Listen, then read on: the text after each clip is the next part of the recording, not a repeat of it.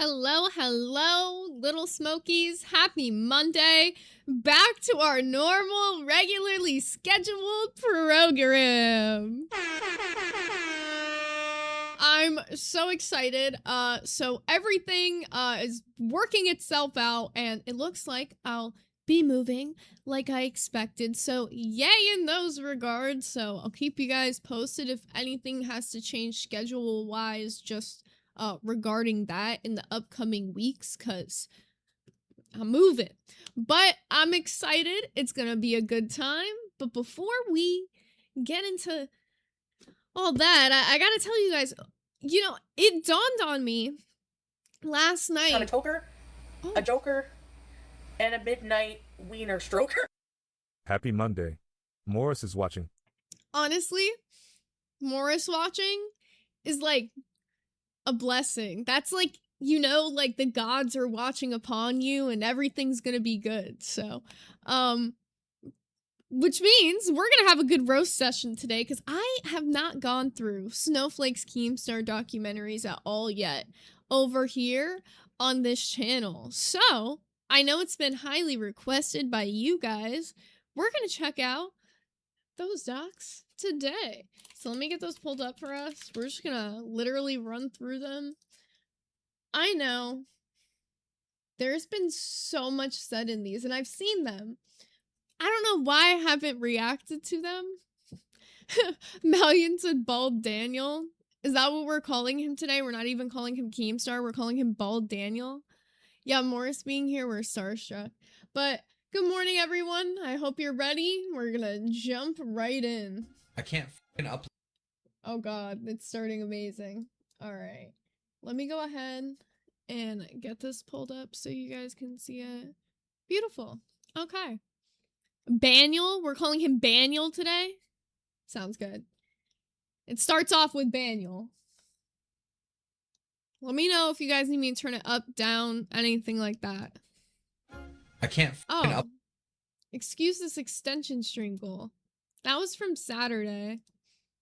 Okay, it's not on the other one. I was like, oopsies, my bad. upload videos saying, fuck you, go kill yourself, or whatever. I can't do that anymore. It gets used against me every time. Hi everybody, well, We're starting off really strong. And this will go into the whole theory of the video. But he has that place now. to my video about Keemstar. You know when you watch a documentary and it opens with a question and then you spend the rest of the time watching the documentary and the question gets answered? The only question I could think of for this one was, is Keemstar a lolcow? Spoilers, yes he is. Damn it! Spoiler alert! God damn it! Snowflake! I wanted some suspense! No, yeah, he's definitely an obvious lolcow. I don't think it's a secret to anybody. He doesn't feel like he is. That's been something he's like contested throughout like the LCU time. He definitely considers himself to be like a wrangler. Oh, you don't have to watch the video now. Yes, he's a massive lolcow. But he's not just any lolcow. I think he's the perfect example of what a lolcow is. And he thinks he's above this because he's got his LCU show. He's the boss. He's in charge of all the other lolcows. He doesn't realise he is just another lolcow. He's just one of them. So for this video, I gave myself a day to do research. Normally I do weeks, months, and then I never get to the characters I want to get to. So I thought, I'd just give myself a day, learn as much as I can in a day. I've done about 2 days, it spilled over. So I've done about 2 days worth of research. I'll end up doing more if I do a part 2, which I think I will do. I think I'll do a part 2 because he's absolutely nuts. Dude, I feel So shout out to Snowflake, because I'm not gonna lie, I learned stuff in this documentary that I didn't know before this. So jump right in. We're gonna watch part 1 and 2 today. Feature Girl said me so. I know. like a fucking victim. Right. What did we learn? First thing I learned, he falsely accused some nice old guy who just streamed himself playing games. He accused him of being a PDF. He accused him of that. This really bothers the shit out of me. Situation number 1. This situation genuinely bothers the fuck out of me. Can I be so real? I have some weird, like, empathy towards specifically old people. I don't know what it is. Like, it's like, I feel like at that point in your life, it's like, when you get to, like, a certain age, like, when you look elderly to other people, and, like, there's not really much you can do anymore. Like, it's just like, you know, I'm empathetic towards those people. They get kind of lonely and stuff. And then he does this, bro. He got him confused. Well, he blames his team. But he got him confused with another guy. Accused this nice, innocent guy of being a PDF, and he wasn't. He wrongly accused the guy of being a pedophile, but God forbid if he has to stop playing a game to look into it. Dude, how do you know it is not the same guy? Can I just say they don't even look that similar? Like, what's the similarity here? Do y'all see it? Like, I feel like the whole facial structure is entirely different. Investigator Rivers said this is a classic example of why you don't throw around accusations, and it's really funny, considering like the stuff that he says and he preaches now, and it's like, you've never even practiced that. You still don't even practice that now. Yeah, old men with glasses. Nothing else similar at all. Let me explain to you, Constantine. How do you know it is not the same guy? I want to hear your evidence. His team have told Keemstar, oh, it was the same guy. They haven't told him how they know that information. Keemstar just read it out on his shite show. I just found out how they got the information on this story. You know how they got the information on this story? They compared photos and guessed. He was so confident. And, like, I'll pause, and I will admit, like, this is obviously, like, a different time of the internet. Like, things were a bit crazier back then. You could say people did, like, it was not the same to, like, make an accusation like that as it is now, but because of, like, him being obviously a larger creator than this random guy, it comes off really scummy. That it was the same guy. He was very smug. But when the audience told him, oh no, the innocent guy, he showed his ID, it's not the same guy, you've confused him. Keemstar then just starts to make stuff up. Mr. Reliable, Mr. News, just starts, I've spilled me coffee, not on me pizza blanket. Not on the pizza blanket. I'm sorry, that took me out. Not on the pizza blanket. Out of the Mike Wazowski mug. I'm sorry, that's so diabolical. Snowflake's funny as fuck for that. Because he showed his ID. Listen, if this dude was coming back to the streaming world after being caught for being a fucking pedophile, alright, he might think, oh, what if they find out about my past? I know what I'll do. I'll get a fake ID. Alright, that's very possible.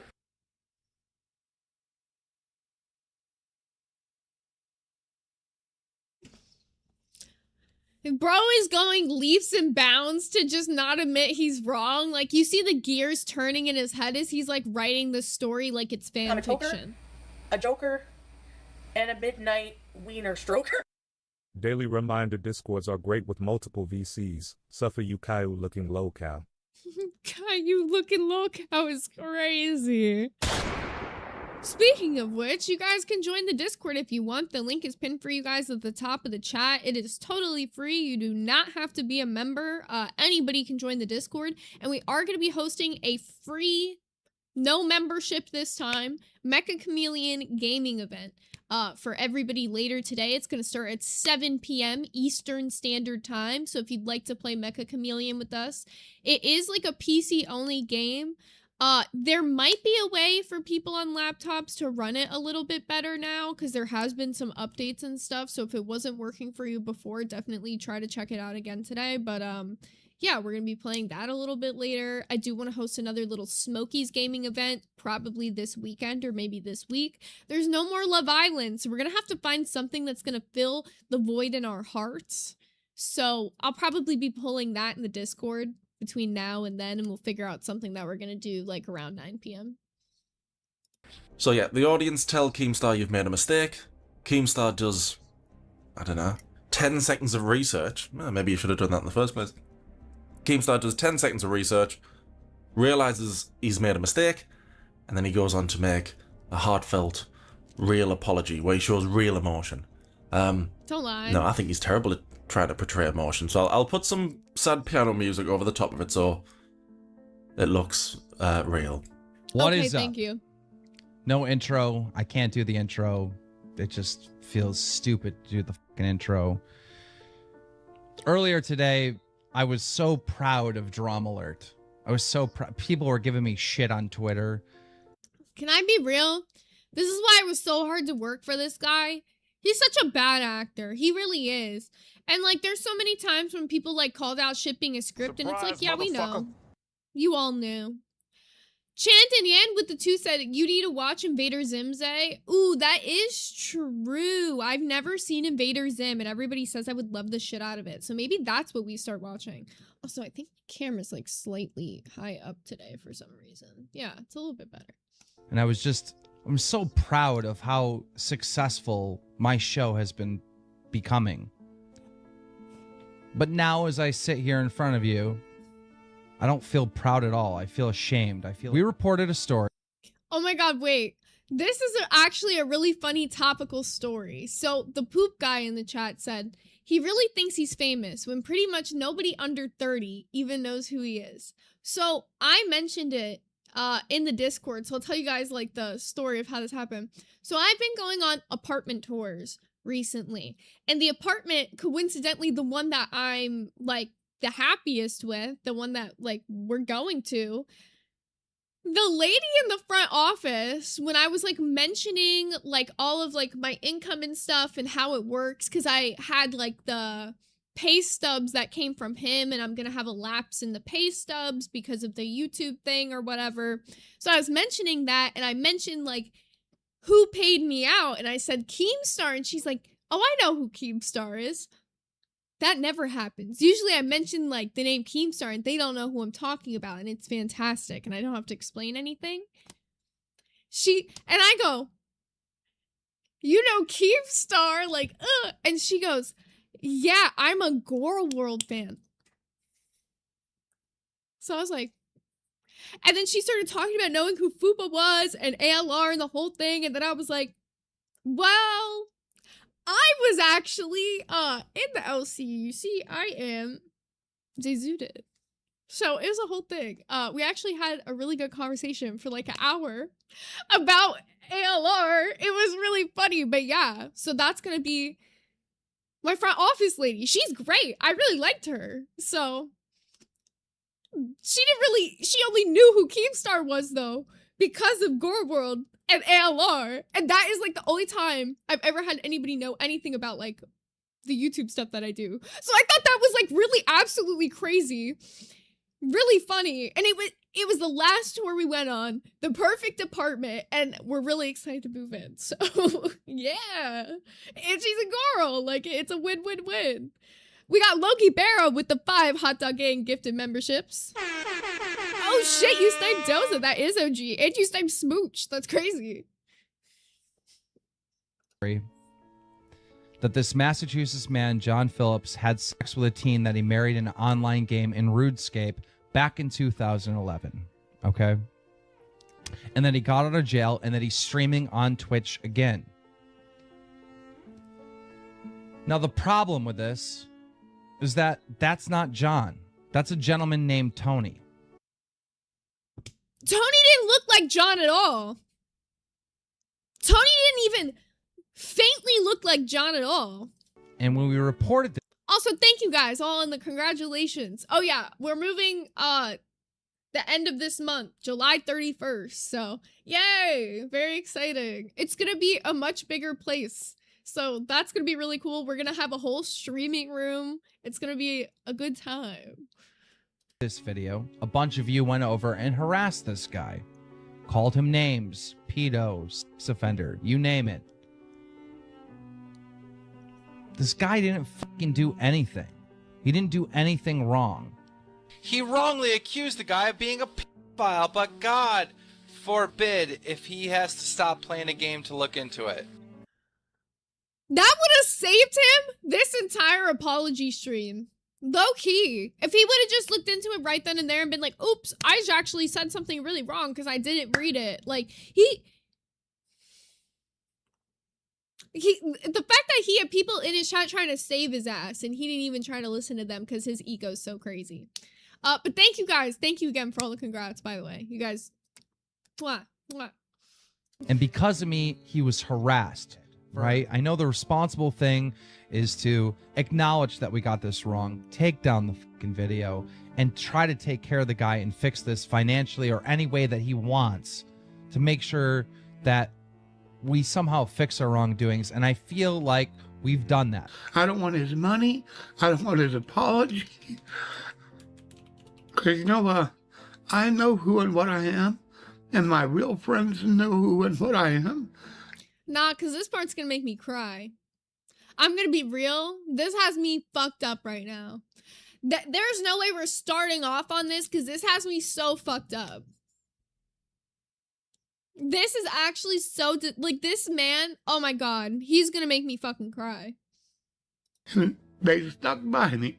Thank you very much for everything. And don't think I'll ever forget all the nice words you folks had to say to me. Thank you, thank you, thank you. So the beginning of my research, not going well for Keemstar. He seems like a bit of a scummy chap. He should have gave that guy, like, 10 grand. Like, what the fuck, man? Oh, that's so fucked. That's gonna, like, oh, that's gonna sit with me for a minute now. Oh, that's so fucking cooked, man. How could you do that to somebody and just think it's okay to, like, casually, like, walk it off? Fucked up. But he did just make a mistake. He didn't knowingly falsely accuse someone of being a PDF. He wouldn't do that. He wouldn't be that much of a piece of shit, would he? Yes.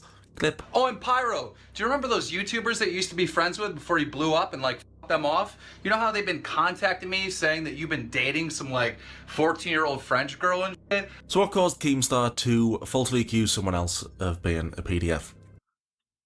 How do you fuck up twice? How do you do this twice? Like, you apologize for it once and then do it again. Because then it kind of makes that first apology for the situation, like, you actually weren't sorry at all. You're only sorry because everybody's forcing you to apologize for it. You know what I'm saying? Actually, so fucked. So cooked.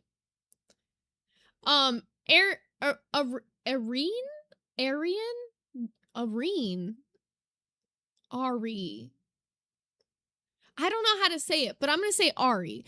Ari said, this poor guy just wanting to be a part of some community because some jackass spoke without looking into the real facts. No, that's literally so true. And it's so annoying too because, I don't know, I feel really empathetic toward like old people that get into the internet because that's not really like their biggest thing. It's not really their community, and especially when they're like that level of elderly, because a lot of times they're just looking to socialize to some aspect.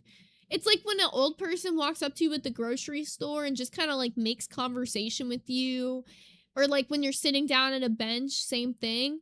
You know, some people are just looking for a conversation in their day. So this is just fucked up to like a degree that hurts my heart. A lot, actually. This guy, Pyro Cynical, made a video about Keemstar, saying, oh, you should put a disclaimer in your video. Because Keemstar made a video saying somebody had been accused of some horrendous stuff. And this Pyro Cynical guy said, oh, maybe you should put in that it's just allegations. You don't know if it's true or not. That was it. Just put a disclaimer in. Oh, it's Aaron! I'm so stupid. Thank you so much. I'm a little dumb. One of your videos, just make it a bit clearer that these are allegations. Keemstar didn't like that. Just please swing at me. If you're gonna swing at me, dude. According to that Pyro Cynical, Keemstar made 15 Twitter videos about him in one evening. That's ridiculous. He made 15 videos about him in one evening, according to Pyro Cynical. Seems a bit over the top, seems a bit excessive, but Keemstar's feelings were hurt. So he felt justified in coming out and saying, oh, this guy's a PDF, with no proof. He hasn't learned his lesson. I want to hear your evidence. So yeah, Keemstar has said, "Oh, this guy, he's dodgy. He's a PDF. You can trust me this time, guys. I wouldn't get it wrong twice." But Keemstar seemed to struggle to remember the girl's age. He just deliberately lowered the age. Now, originally, this alleged girl was 15, and now Keemstar has lowered the age to 14. Maybe Mr. Reliable, Mr. News, just... No, this is strange. Very, I don't know. I don't like that because it's like, look, it's... The fact is, if it's 15, it's already not a good situation. So why try to make the situation worse than what it is? Don't try to, like, inflate the numbers or, like... I hate when people do that. Doesn't help. got it wrong and remembered the age wrong, maybe.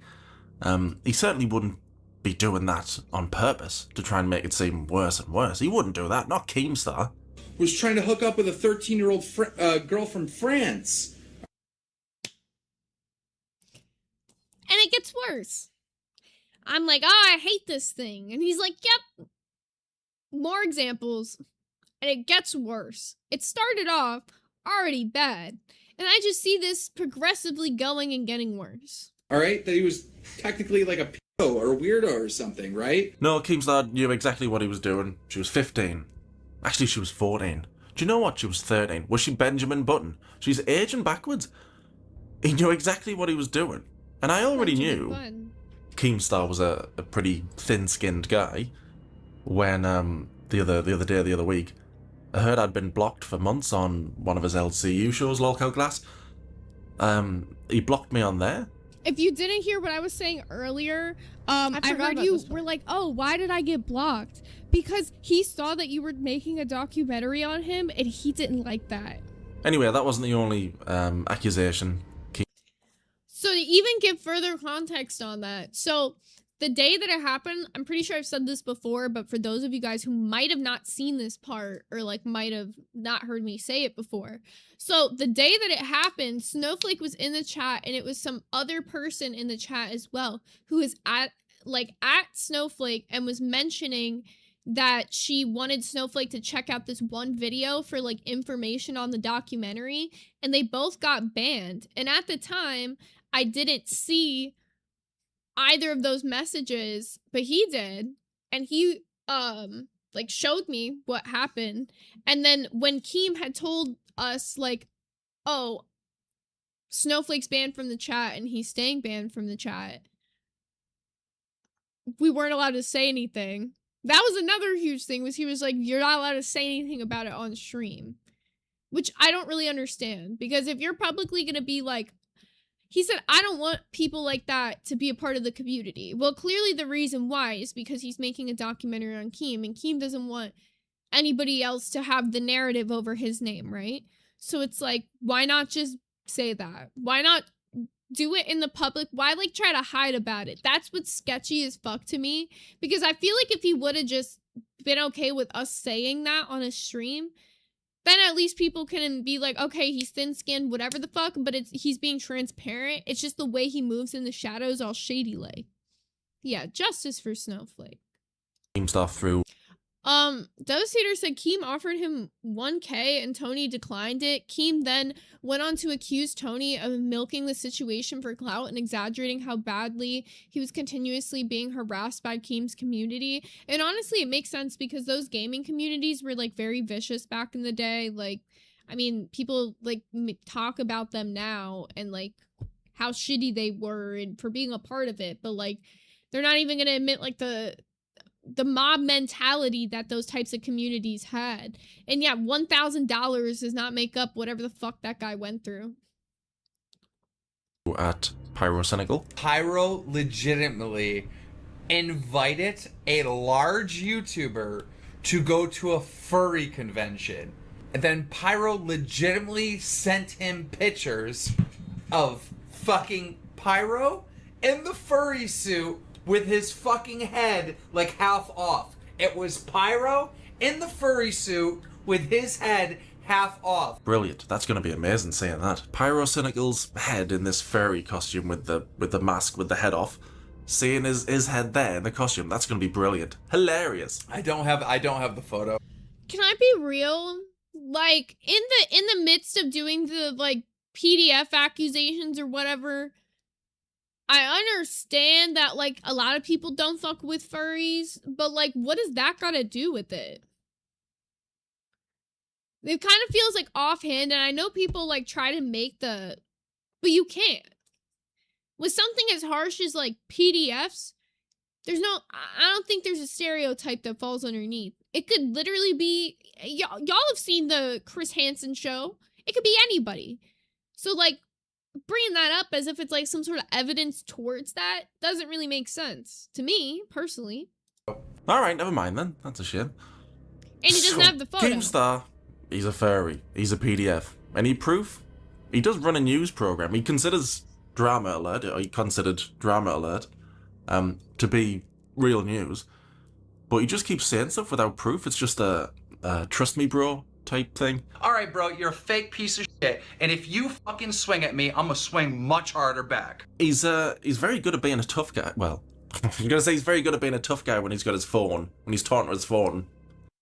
And it is a little bit interesting to bring up like people he's like swept for in later times with other things. He's quick to throw accusations around at people who've like legitimately done nothing that he has proof to show for, or any legitimate accusation. I don't know much about the whole pyrocynical situation beyond what's told in this video, so don't quote me, but I'm just saying, unless I see like some sort of, other than that weird screenshot, where's the proof that this happened, you know?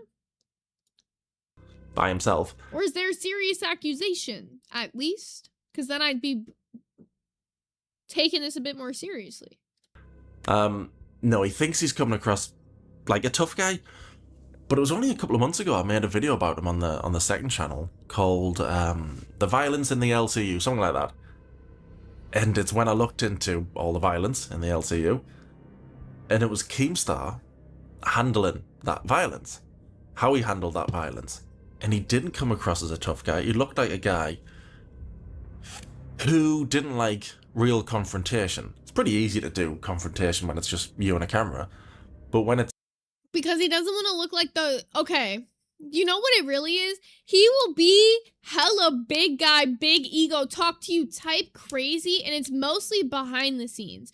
He'll do it on camera, but it's not even to the same extent that he'll talk to you, like, behind the scenes if he gets mad. He'll scream at you. Like, it's crazy shit.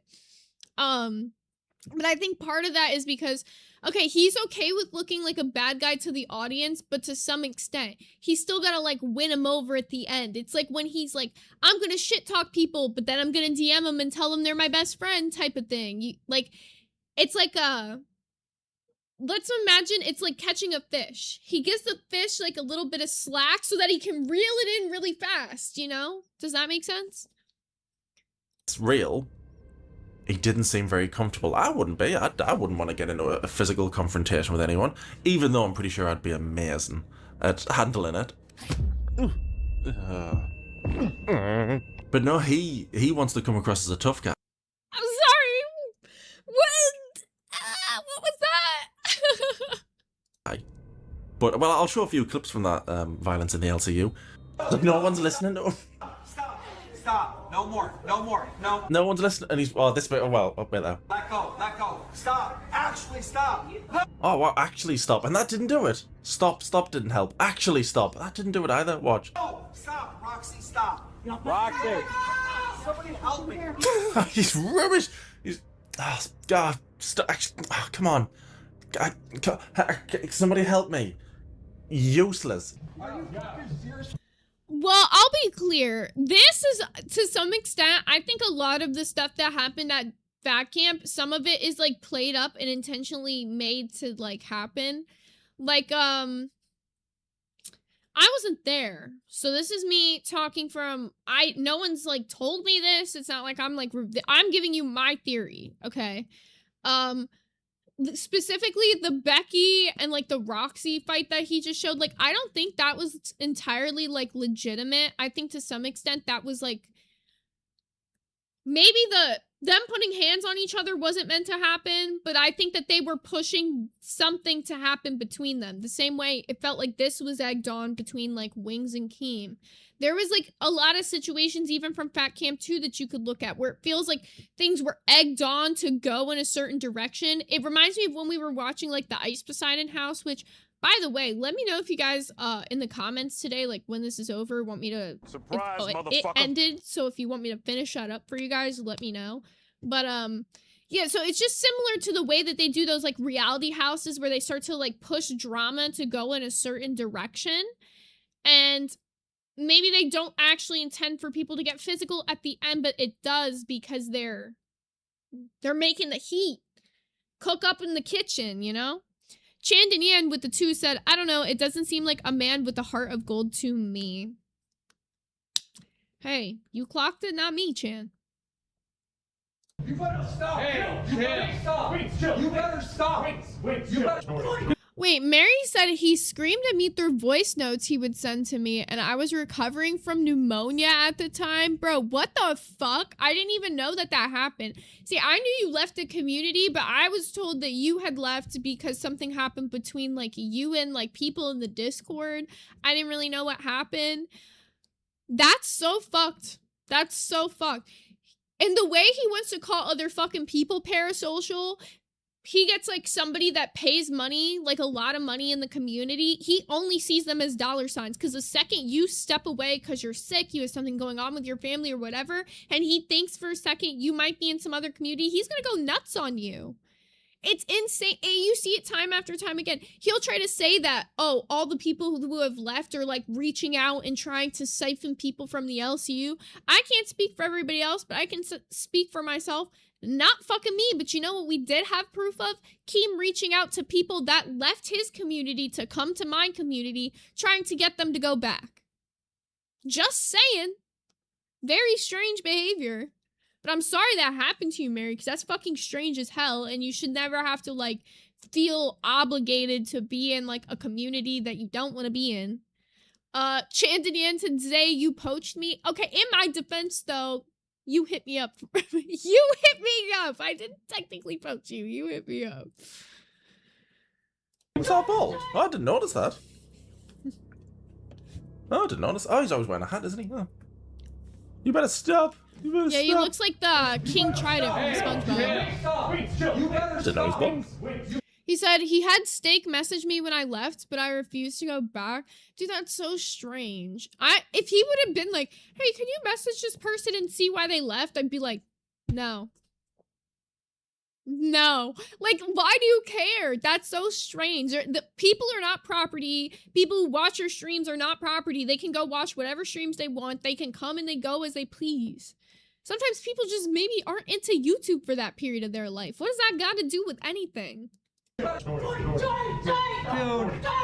is he? Oh, there he is. Oh, he's in front of the person now. Good. Oh, no, he's aware. All right, hold on. He's turned his cap backwards now. What's the point of that?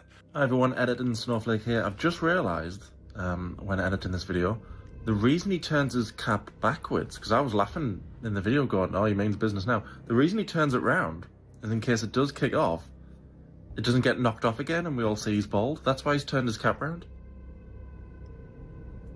I think he completely... That's actually really accurate. I feel like he hates showing off his bald-ass head for some reason.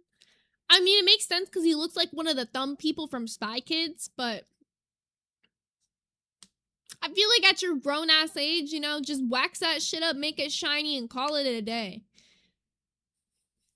Bottled it with Wings of Redemption. Again, if that happened to me, I probably wouldn't handle it well. Not many people would handle a physical confrontation very well. It's not a normal thing to deal with, is it? Actually, I really got... Let me pause on this one really quickly, because I gotta respond to this, and I gotta mention something that happened over the weekend, because I kind of forgot about it until I saw this. Mary Beth in the chat said, I really think they try to find stuff on their hosts, staff, viewers to use against them later. So, there was this announcement that got put out in the LCU over the weekend that somebody sent to me in the Polly Pocket chat. because it mentioned me. I usually wouldn't really give a fuck about this, but it directly mentioned me in a really strange and, it's like a way that I just think that should be noted in direct response to that. So, Keemstar over the weekend wrote, "Show VCs are gone and never, and I mean never, coming back. These show VCs have worked against the LCU becoming one unified community. Instead of bringing us together, they end up segregating us into multiple mini communities." The easiest answer to that is, I mean, I think the LCU segregates itself considering the shit that they let certain people get away with in the Discord.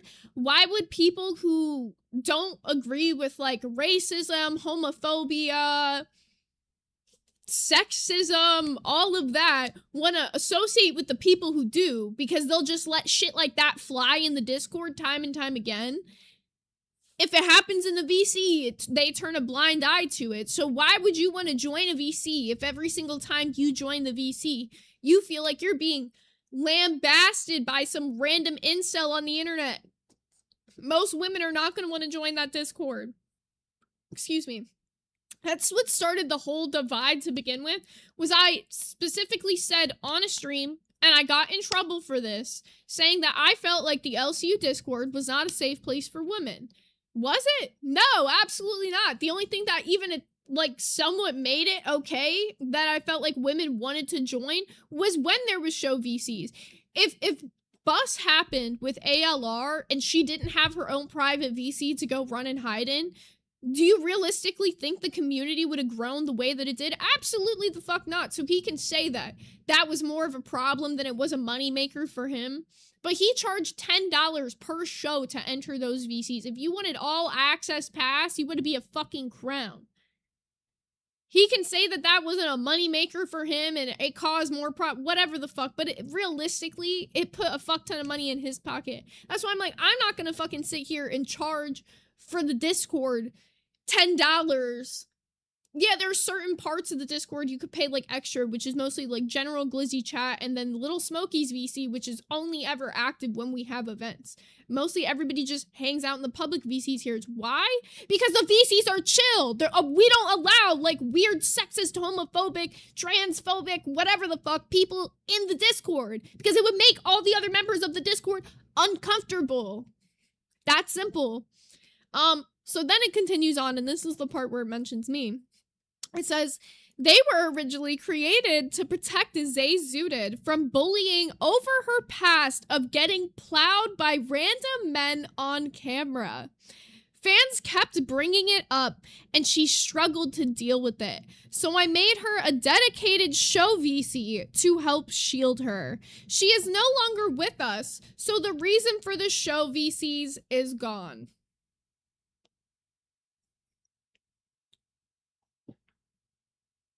You cannot tell me that's not laughable, bro.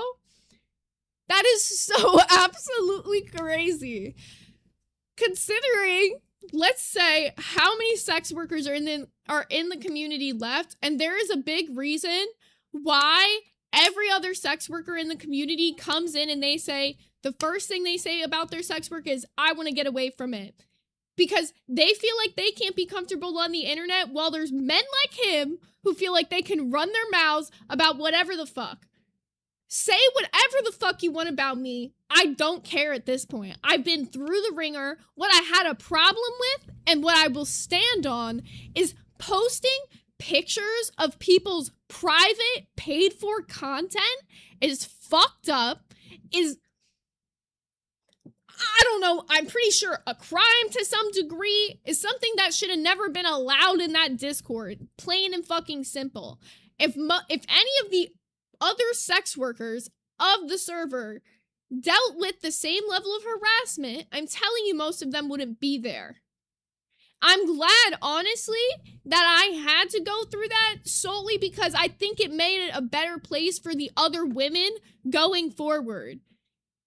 And if it had to happen to whoever the fuck, sure, whatever. I'm glad it happened to me because I could deal with it, dealt with it, moved on from it, And I'm glad the show VCs happened because it was good for fucking everybody. So he can act like, oh, it was just a protection for me. Like it didn't put money in his pocket. But realistically now, they don't have enough moderators to run shit.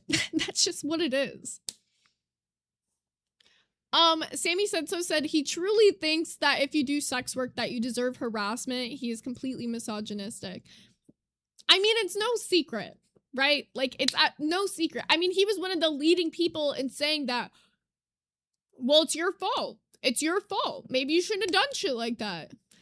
Pink Chubby Chocobo said he talks a lot about sex workers from somebody who probably spends that LCU money on some OnlyFans content. Speculating, of course. Of course. Also, Malian said, bro, he thinks if you're a woman, you deserve harassment. And that's really the more true part.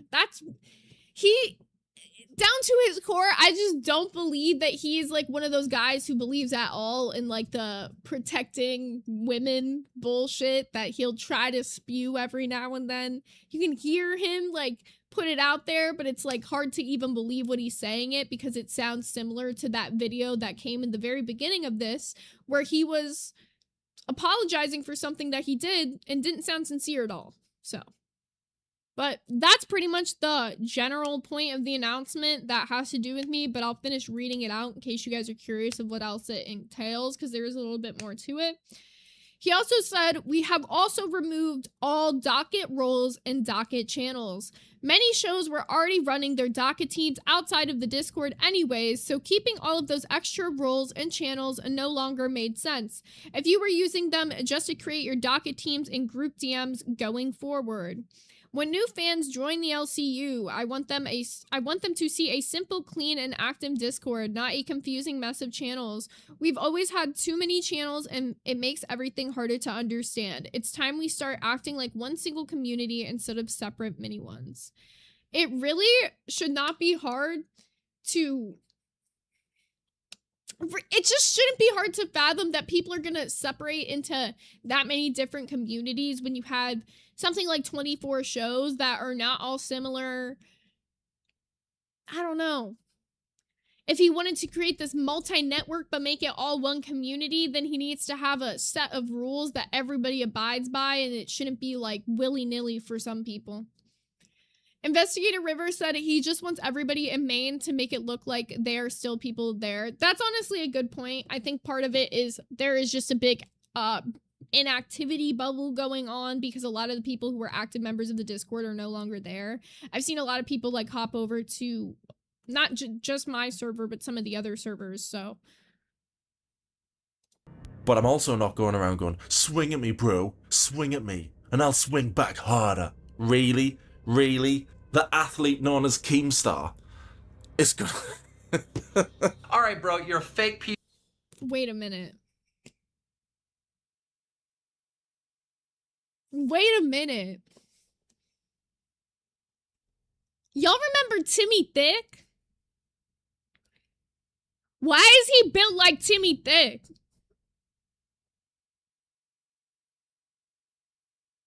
That's crazy. Known as Keemstar is good.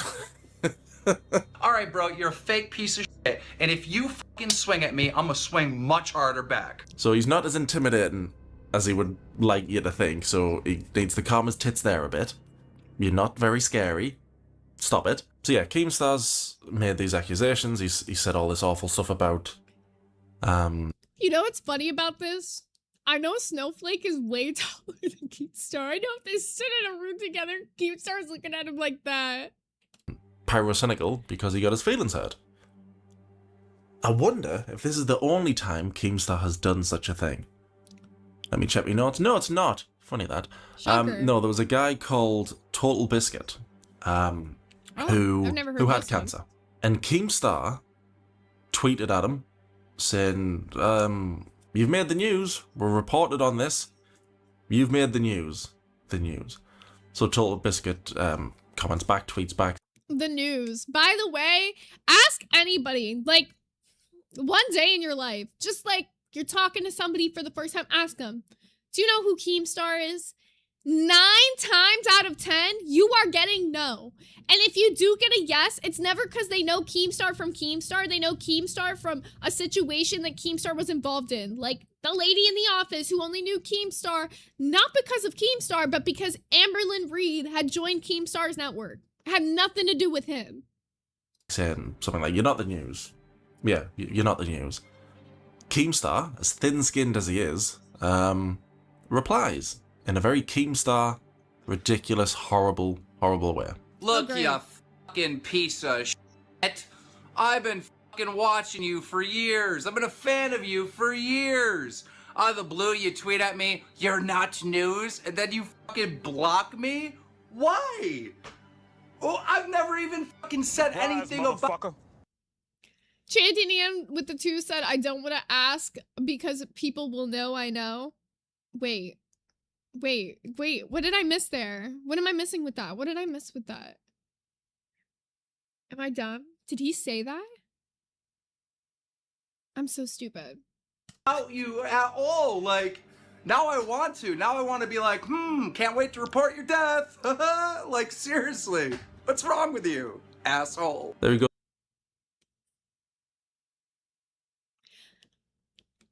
Like, I just want to say, imagine somebody blocked you on Twitter, so you're like, yeah, I can't wait till I get to report on your death. Sick and psychotic behavior. A little bit sick and psychotic behavior. Maybe people just don't want to be the topic of your shit news channel that nobody watches. There's a reason that it's only on Snapchat now. That shit was dying out on YouTube, so it was just easier for people, for you to get paid the Snapchat money, because otherwise you probably weren't going to get paid the same amount of AdSense in YouTube going forward when people were all moving over to shit like Phil DeFranco. Call it like it is. Because again, he gets his feelings hurt, so he lashes out. He doesn't stop and think. He just, "I'll make a video, I'll just kick off." A very lolcow thing to do. There is a clip, a little video of him apologising. Again, I don't believe it. I don't think he's got any empathy. I think something's missing. Or there's 2 wires touching that shouldn't be. He's Dennis from Always Sunny. He doesn't have real emotions. So again, I'll put some sad piano music over the top so it looks, half real. Like he cares, okay. Yeah. I'm making this video because I need to get something off my chest. It's been bothering me for quite a while, and I was thinking about it a lot yesterday. We did a story on Drama Alert about... You cannot tell me this is the exact same cadence that he gives when, like, he's in the LCU apologizing for random shit now. You cannot tell me it does not. It's crazy. We also got Chandinyan with the 1 hot dog gang gifted membership. Thank you, thank you. That takes us to 6 out of 13. Our daily members goal is just whatever the day of the month is now. So, yeah, if y'all want to hit that, that'd be cool. If not, no press. Total Biscuit getting sick. And, when I do a story on Drama Alert, I tweet everyone and say, "Hey, you made the news," right? Well, I tweeted at... Can I be real? The piano music is adding a lot, because otherwise this really just seems like he doesn't give a fuck. He's just like nonchalant, just like in his hallway. Whenever somebody's like apologizing and their head's like swaying like this the whole time, I'm just like, I can't take you serious. Total Biscuit and said, "Hey, you made the news," and him or someone on his Twitter responded, "You'll never be news." And the thing is I was actually hurt. I was hurt. I responded back to him saying, "You'll never be news."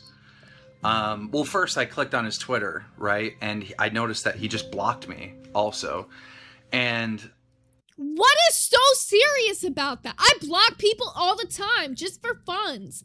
I used to be one of those people who was like, yeah, I never really block people. And then honestly, I'm like, fuck you. I'll block you because I don't like the way you look today. I will block you if you annoy the shit out of me on Instagram. I will block you if you post an AI flyer, bro. I do not care. I will block people for the whimsicalness of it. Who cares this much that they got blocked? How much were you looking at this guy's page every day that you're like, damn, I'm really missing an hour of my day without looking at this guy's Twitter? Nuts. Dev said, Keem, the type to make an apology video and leave the part in where he sits down after turning on the camera and let out a big sigh before speaking. Yo, he definitely would be the type to like literally like stream a live stream apology, go to like leave the call, not leave, and be like, babe, did you see they really bought it in the comments? So I responded by making a Twitter video, and I said, Squid said, if I find out you're pregnant / have a kid / post your baby / kid, I'm blocking you so fast. Yo, honestly, I don't mind if somebody says that they're pregnant or whatever, announces like a pregnancy, but if you are posting your kid's face a lot of times, I don't know, man. Unless you're like, it's like on a family page or like, I'm like your really close friend and I know like your page is locked down. I can't support that. So I stand on that, Squid. I was a fan of you, asshole. Like, and here you are, like, saying I'll never be news. That makes me not want to be a fan. That makes me want to say, I can't wait to report your death. And that's just fucked up. That's really fucked up. I was talking to H3 in DMs, and he was telling me that he was actually offended by what I said. I just keep thinking, what if Total Biscuit passes away and I never get to say sorry? What if he actually was offended and I never get to say sorry? And that scares the fucking life out of me. So That didn't help. Total Biscuit, if you're listening, I'm sorry. And to anyone else that was offended, I'm sorry. I just want to get it off my chest in case we do lose you. Keemstar's the worst, isn't he? What did he say to him? That was really just, can I be real? That was not like an apology to that guy. He's like, I really just need to absolve my guilty conscience right now, because what if this guy dies? Then I'm gonna feel guilty for actually saying that. So I've just got to get this guilt off my chest. Don't really give a fuck what happens to you, but like, you know, clearly I had a reason to do it because you blocked me. You blocked me. Like, word. Yeah, I can't wait till I can report on your death. Can't wait to report your death! Like, seriously, what's wrong with you, asshole? His feelings were hurt so much, he said that. Can't wait to report on your death. Again, a very lolcow thing to do, to lash out and say awful stuff to try and hurt the other person. Yeah, he is the worst. Did I mention that? Keemstar is the worst. I wonder if Keemstar has said anything else awful. I'll just check my notes. Yep, of course he has. Oh, fucking righteous fucking Everybody type in the chat, Alex is a stupid Just type in the chat, Alex is a stupid fucking thing. I run this world. You're black, you're my slave. This dude is so embarrassed that he's black because he knows he's a fucking second-class citizen. I don't think... I've seen that first clip. I've not seen that second clip. Like, I saw it the first time I watched this video, and it just, like, okay, here's my thing, right? With the first clip or whatever, he can say whatever 2006, so you try to, like, be like, whatever about it. But then it's like, now I'm seeing the second clip, and it's like, no, that's just really, like, even the first clip was never even excusable, so I don't even know what I'm trying to say, because honestly, nothing helps. He just is a piece of shit. I really don't. The second clip pissed me off so much more, though, because it was just like, one, it feels like almost like a place of like, oh, he's trying to do it out of a place of anger, which is still no excuse. But then the second one feels like that's like intentional thinking. Very strange. Yeah, Sammy said so. He said that with his chest. He did. Also, hi, Ali. Yeah, I'm really... I think he realizes the stuff he says might really upset... Well, maybe he just doesn't care. Maybe he just doesn't care when he says awful stuff, when he tries to ruin someone's life. You're a PDF, you're this. Or he says the awful stuff he was saying there. I don't think he cares how it affects people. And the other week, I watched highlights from the LCU, one of the shows on the LCU, Lolcow Bus. Hadn't watched it in a while, and his staff, the people that work for him, looked fed up, looked absolutely sick, miserable. I was fed up. How many times did I have to just be like, oh yeah, one of my coworkers just like actively says slurs, and you know, it's all right. One of my coworkers just got this, like, so many people, even like ones that have left the LCU, want to try to act like they're above it, like they weren't some of the people that said slurs there, that got in scandals for doing that shit. The worst thing I said was the fucking T slur, and I have said that through and through. I've apologized through and through. I shouldn't have ever fucking said that. I really shouldn't have. There's no fucking excuse. I don't want to ever come off like I seem like I'm fucking transphobic moving forward. So if I've ever done anything to offend anybody, let me know. Because that's my fucking bad. I should have never even done that to begin with. But the shit I've heard some of these fucking people say moving forward, it's just like, every day it makes you sick to your stomach thinking what kind of fucking big story it's gonna be and what slur is gonna be said that you're gonna have to like cover. And it's just like gross ass shit. Working on Rewind was one of the worst experiences because of the amount of slurs you literally just have to cover people saying, or the disgusting shit that they would do on stream, or like the gross like comments that they make that it's like, why does this person even still work here? And I'm going to show you a clip from a lady called Zay, who did used to work for him. I'll show you a clip now. She doesn't seem that happy having to work with Keemstar. One of us has to be proven right. It was. Either You remember when you Keemstar did that or shit to nerds, and then the like, oh my god, I'm so Well, sick let's of you find fucking out. with my It's shows, embarrassing. Keem. You We'll- do this we'll to know me a month every from now. fucking We'll know a month from now. I bet Every it doesn't time affect my your show show gets at all. successful, you fuck with it every time. I hate Hey, watching you're this. the one playing chicken with me. I They're gonna didn't. cancel I their asked a memberships. fucking question. I didn't say shit. I asked you a fucking question. Guys, the revenge porn. And I was the one who reported it. No, fuck this. I'm the one who reported.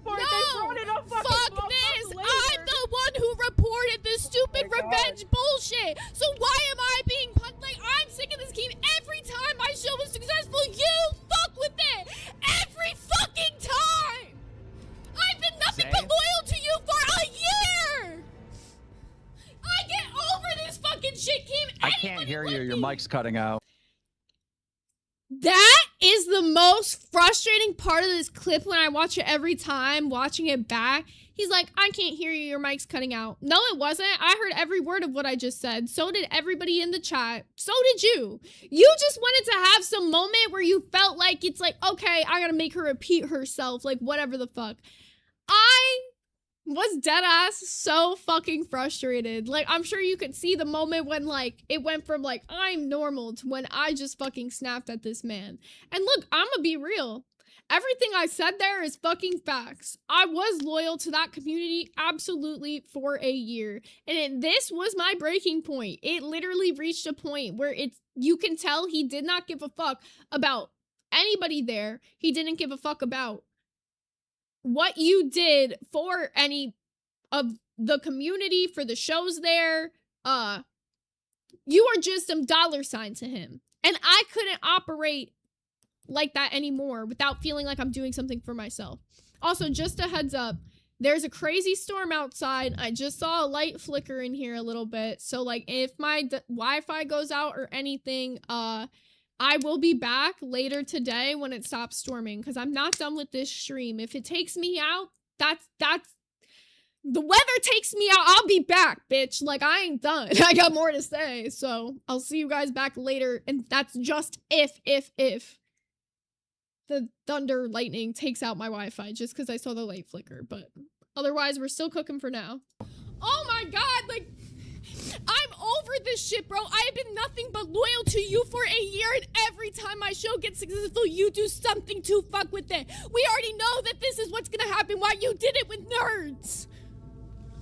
He's like most managers, most bosses that I've worked for, where you look at them and you think, how have you become the boss? How have you become a manager? You don't know what you're doing.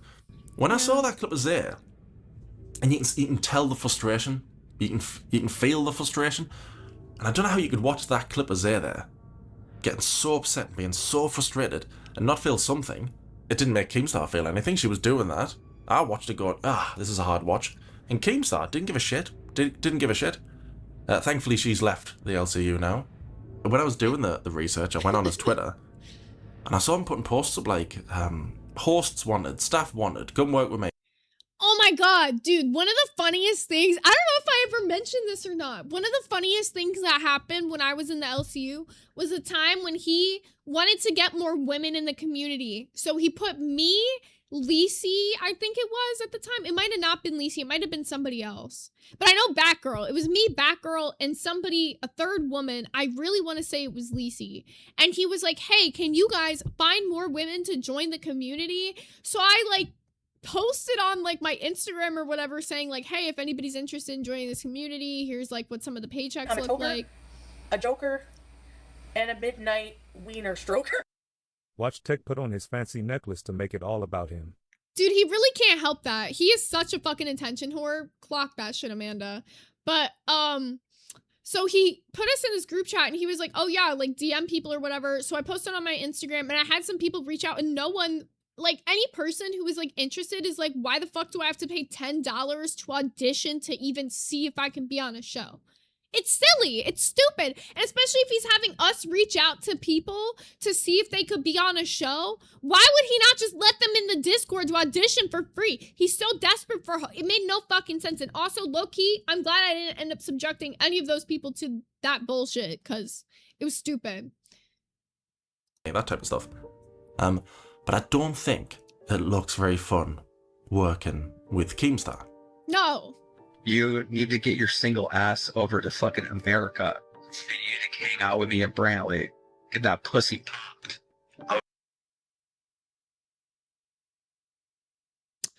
But he got really upset when I called him a gooner. But It was like, she's the girl. I can mold her into being like a superstar. I'm trying to see you masturbate before I go to bed. I want my happy. Bro, I have this in my mind. That this is how it ends. I can mold you into a superstar. He also said things in that call. There are some things that it's a 4-hour long call. So like, I'm not shading Snowflake in this. I wouldn't want to listen to the 4-hour long call, except I did with a bunch of friends on Discord when it first came out so we could like laugh at it. One of the quotes from it is, will you come for the Keemstar? Don't you want to come for the Keemstar? And he says that like multiple times throughout it. He really has this like pompous ass ego that like you should want to be with him because he's the Keemstar. Bitch, nobody knows who you are. Nobody knows. Most people in the average world have no clue who the fuck Keemstar is. Can mold you into a superstar. Keemstar's a lolcow. Whether he knows it or not, he probably doesn't. Most lolcows don't. Who has he molded into a superstar before? Was she going to be the first one? Who has he molded? Boogie? Boogie's the biggest name on his roster. Has he molded Boogie into being a superstar? I feel like Boogie was bigger before the LCU bullshit. Like, people definitely knew Boogie more for his Francis era than they know him for, like, faking cancer. Maybe he got famous for faking cancer, whatever the fuck, but, like, if that's superstar level, then, like, God, we're talking, like, Z-list celebrities here. His back is hurting so bad, then just stop bending over and start squatting down to pick it up the trash. Oh, you're amazing. You could have been a star. I'll make you a star. Just fuck me. All right, Harvey Weinstein. When I started to watch the LCU, well, I caught a couple of videos when Boogie was getting called out for lying about cancer, and then when another lolcow joined, someone called Amber Reed, I started to watch a little bit there. Sorry, that made me a little sick to my stomach. I had some Thai food before this. She was looking a little sickly there. Not that many, because it wasn't very good. He didn't really know how to handle that. He completely messed it up. But when I started to watch it slightly regularly when Amber joined, I saw people saying, oh, Keemstar has doxed people in the past because Amber was doxing people. Keemstar was pretending to be offended by it. And I saw plenty of people saying, no, he's doxed people. And he has. Clips. Smile got swatted because of Keemstar releasing his private information to thousands of people. Dealing with a fucking father. He's an adult. And I have trolled him so hard that his life is consumed by the... Wait. I could be wrong. I could be wrong. This might be the one situation I know about. And someone correct me in the comments if I'm wrong. This is the only one that I'm pretty sure it was like a bit of a back and forth between the two. I'm not ever saying that I think any of this was okay, but I'm pretty sure they had some like weird back and forth interactions between the two of them. And I don't really know exactly what it was, so don't quote me on any of the story. Nothing he did in this situation ever fucking okay, but I'm pretty sure there was some weird online shit going on with them. I have no clue what it was though. If somebody knows that situation, tell me in the comments because I'm really fucking curious what happened between these guys. Thought of me. All right, his Skype is literally smile. Keep note of all this. Which, by the way, I think I mentioned this before, is so fucked up to do because Skype, there was like a way back in the day that like Skype would like just give people's like IP address. Skype has since been like shut down. So this is just so like deranged. This is so, no matter how much you're beefing with somebody on the internet, this is never something you do. That's his Skype right there. Giving out my house address, giving out all of my information. Because This is his phone number. The guy's from Canada.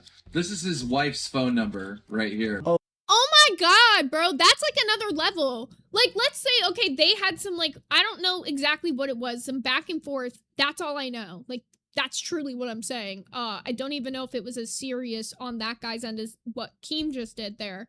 But to drop a family member's phone number who has nothing to do with whatever your online beef is, who has no association with the internet shit, that is next level, bro. Oh, and not only does he release people's private information, but he threatened to get Smile's kid taken away from him and put into foster care. No, is the case that I'm building. That's fucked. Smile, when your kid is in foster care, okay, because you're like behind bars, you'll realize that you've been trolled to the absolute max. And this is the problem. Like, let's just say whatever internet beef's going on between them, someone goes low, don't go to the lowest of low and say some shit like this. Like, this is insane to me. Yeah, grown-ass man. Grown as hell. not too far. It is not too far. It is not too far. This dude is sitting there holding bars, right? And some other random adult is taking care of his fucking kid. He'll realize Sammy. that he's been f***ed. He's literally been f***ed. You can tell, like, when this dude was a little child, he got beat the f*** up. Like, this dude got bullied hard. We need this dude's address. We need to drop his address. Why? Like, oh my god, you've already just taken it, like, beyond so fucking far. Sammy said, so this is sick regardless, but if you yourself have a child, but a parent doing this to another parent is sick. Yeah, that's the best way I could explain it. I feel like you as a parent should know better. You as an adult should know better. Like, there's just... there's so many things. It's just like, why would you ever do... There's no internet beef in the world that makes what this guy did okay. Like, they could... And that's why I brought it up, too, because it's like, let's say the guy did, like, the most, like, heinous... He called Keemstar some crazy allegation or something. I don't actually know what it was, but, like, in theory. That still does not make this right. Like, what is wrong with you? Yeah, like Kara Johnson said, and he wonders why people don't like him. He's gonna get fucking swatted so fast. People need to know where this dude lives. He just doesn't learn. Like all Lolcows, like I said, he just doesn't learn. I've had my feelings hurt, so I'm going to try and ruin your life. I'm going to tell everybody where you live. I'm going to tell everybody your phone number. I'm going to tell everybody your personal information. Bro. Tell everyone you're a PDF.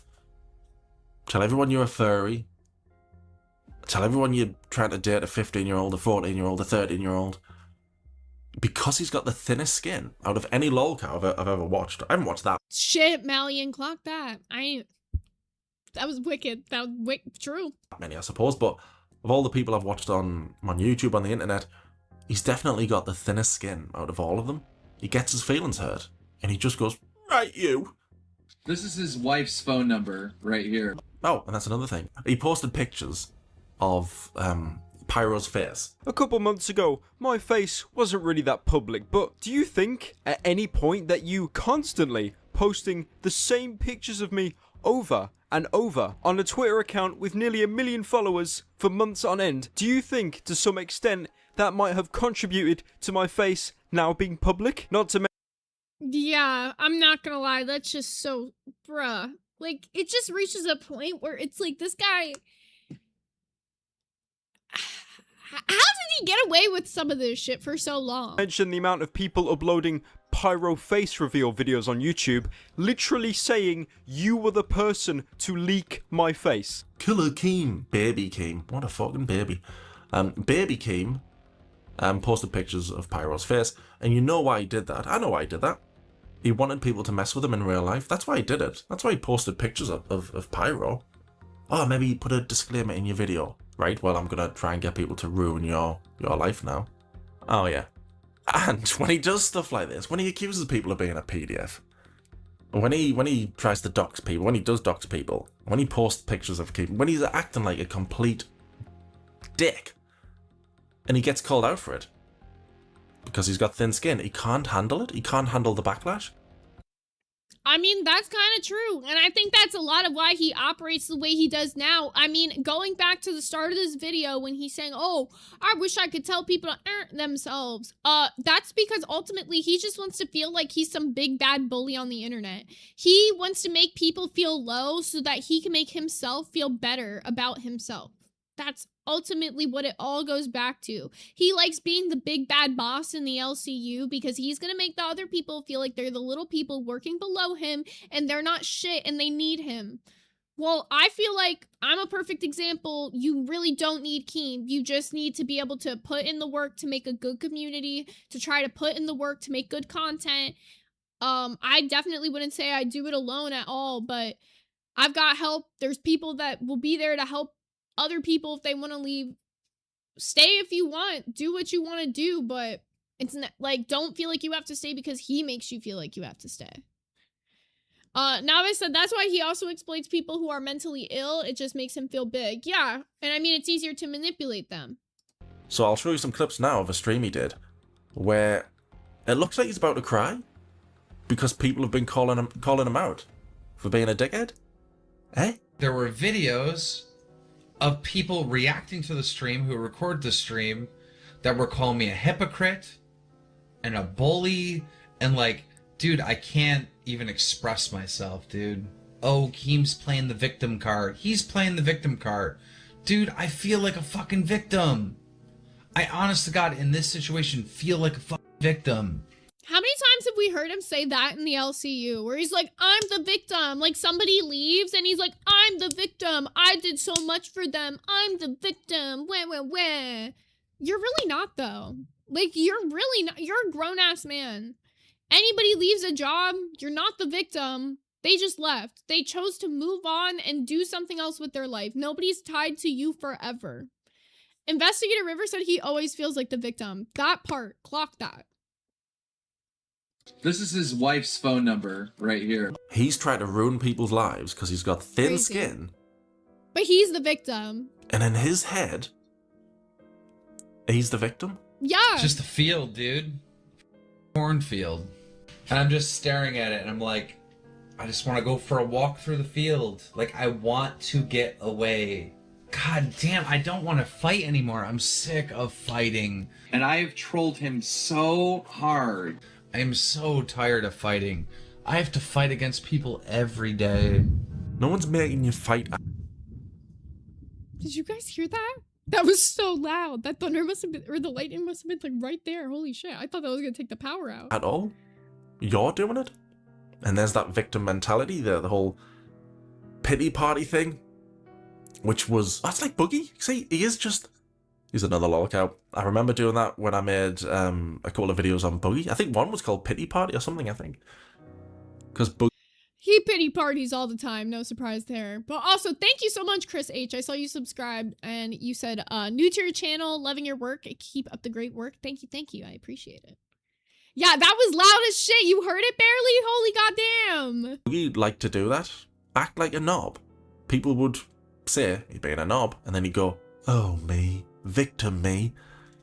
And that's what Keemstar's doing. Or did. I can't make Twitter videos anymore. You can't make Twitter videos. When people lash out at me and attack me unfairly, I can't upload videos saying, you, go kill yourself, or whatever. It must I be can't so do that hard. anymore. It gets used against me every time. It's really hard to not be a bad person. It's really hard. He's struggling so deeply. Oh yeah, that's a good one. That might be the best one. He complains he can't upload videos saying to people, go kill yourself. He can't upload videos anymore saying, go kill yourself. Because he says it'll get used against him, so he can't do that anymore. And what does he say? He calls this new generation of YouTubers babies. This new generation of YouTubers are like babies. Like they're whiners. Wah, he showed my picture. Wah, like they're babies. He's saying this as it looks like he's gonna cry. It looks like he's fighting back tears. How is he gonna say they're babies when he literally showed his wife's phone number? Come on now. You know a phone number can lead to more public information. That's silly. He's calling the new generation of YouTubers babies. As he sat there being a baby, as he's having a wine in the morning, he's whining away. Oh, I can't wish death on people anymore. Well, what was me? Eh? So yeah, sorry there's consequences for being the worst. What else does he say? Clock oh, that, that's a good one as well. That's a Snowflake. really good one. That might be the best one. That he says, everyone's fucking playing Game of Thrones. Everyone's playing Game of Thrones. I've never seen it. You can cancel me now. Let me do part 2 of Keemstar and then cancel me. All these new people that are big on the scene now are playing Game of Thrones. This is like war games, bro. Have you guys ever noticed that? Why does he only compare like real life things to like TV shows and video games? He really only thinks in TV shows and video games. War games. War games? Yeah. It's war games out there. Something like that. But it's like, no. You're being horrendous. You're being awful. Saying horrible things just to be a dick because you got your feelings hurt. And people have an issue and some people are making videos. And people want to stop following you and unsubscribe from you because you're being a dick. Consequences of being a dick. Don't be a dick.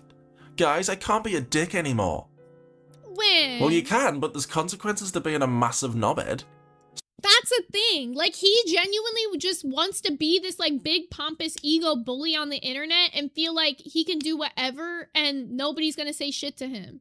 He wants to feel like he can literally be whoever he wants without anybody saying anything. Like, he constantly says, okay, the LCU is about monetizing the hate, but he doesn't want any of the hate to be on himself. He wants to monetize the hate for other people because he can't handle when the hate is for himself. He is way more thin-skinned than he puts on. And yeah, some of it is an act to some extent. I think some of it he like pretends to be like upset about things.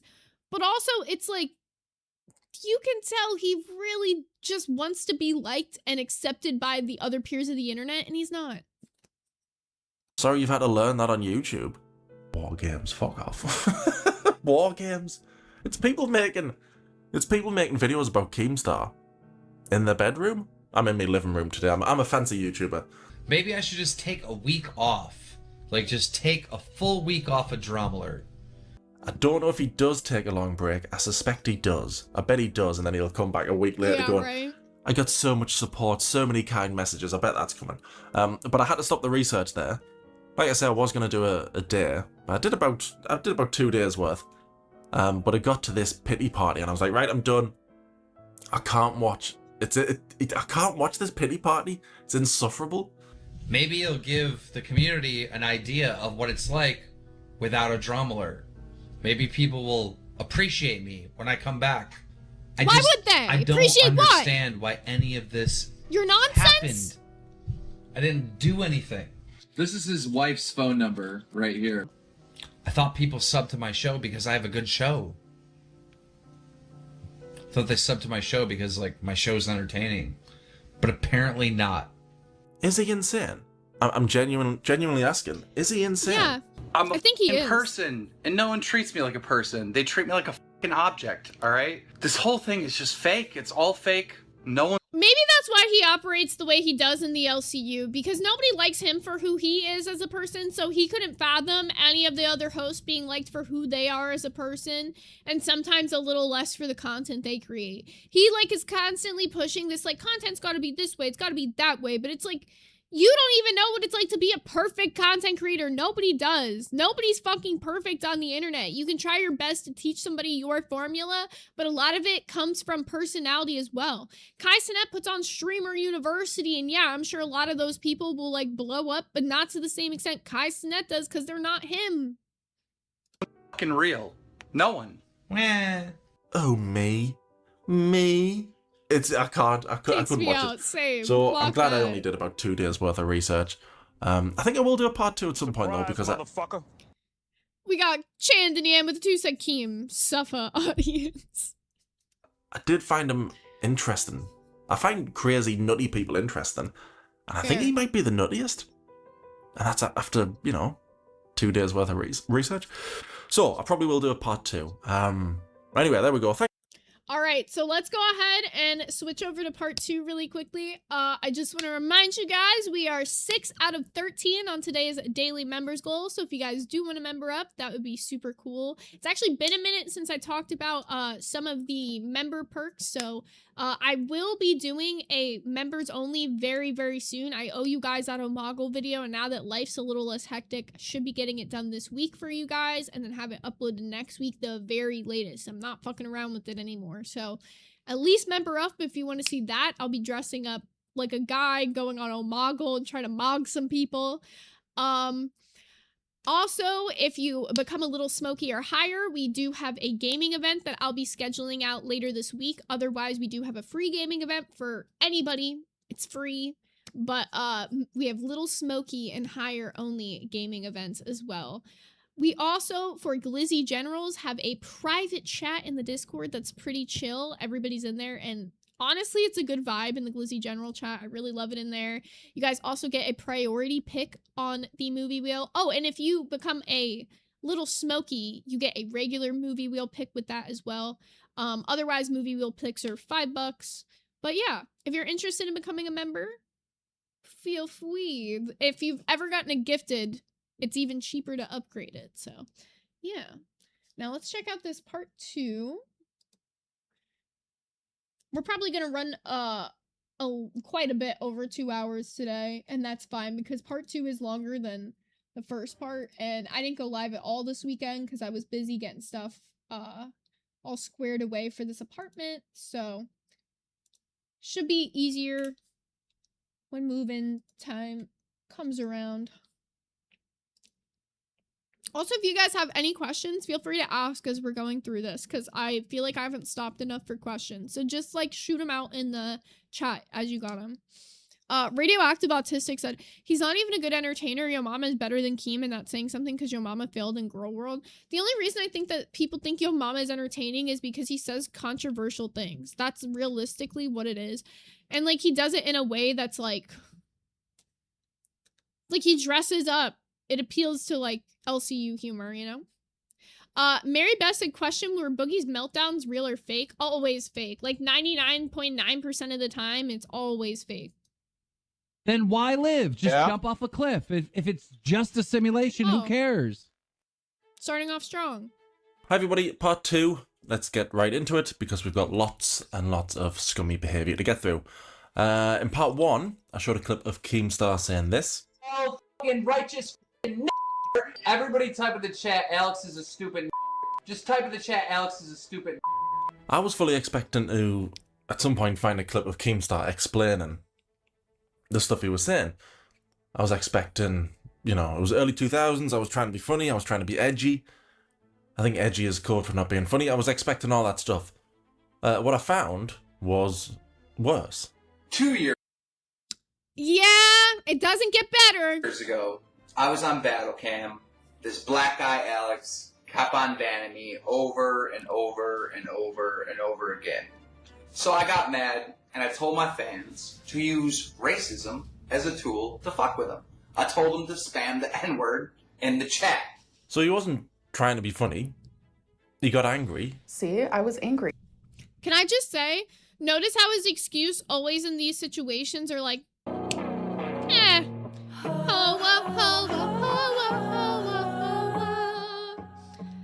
Thank you, Amanda, for gifting 10 Hot Dog Gang gifted members. Oh my God, thank you so much. Make sure to say thank you to Amanda, you guys, because that just hit our daily members goal for today, which is awesome. And now you guys are a Hot Dog Gang member, which means you can see the Omegle video. So make sure you say thank you to Amanda or whoever's giving you a gifted today, because that's super goated. Amanda, Logie, Chan, thank you all. We appreciate you guys. He got mad, and his response was, I'm going to be racist. Okay. And I'm also a troll. How does trolling work?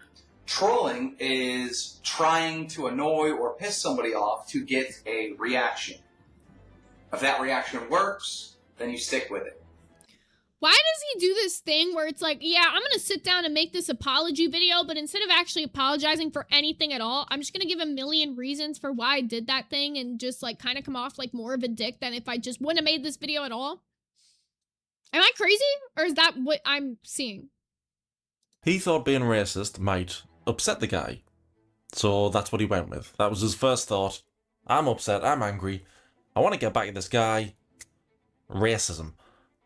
So I'm still waiting for the part in Keemstar's explanation here, where he explains why he isn't racist. We haven't got to it yet. Let's see if... Because I don't think... How do you explain that away? Like, I'm gonna be real. I think even if there wasn't... What explanation could he provide here that would be solid enough for anybody? There isn't. There isn't one, because you can't explain that away. No matter what, people are always gonna have their different opinions. Excuse me. Butterfinger said, Zay, what about Wings crash outs? Were those fake? Actually, not all of them. Wings, if anybody, was like one of the more real people in the LCU. I think he's genuinely just more emotional. I can't say for certain because I didn't work as seriously behind the scenes with him as like some of the other people or as closely with him. But I know for a fact, like, definitely some of them were real. He goes through a lot of online harassment. I mean, some of the shit he said, though, if you know, is also not okay. So, like, I don't know. It's a tough one. If we get to it now. To anybody that gets upset about the N-word, anytime you react about the N-word being... Oh my God! Holy goddamn! Wake up, little Susie! Another 10 Hot Dog Gang gifted members! Thank you so much, Wake Up, Little Susie! Thank you so much, Amanda! You both came in through heavy today! Make sure to thank whoever gives you a gifted, guys! That's so wild and, like, very helpful to the community, so thank you guys! I really appreciate it. Yeah, I guess I'll do it. It's been a minute. Hold up. I got a surprise for you guys. Give me 1 second. I'm still here.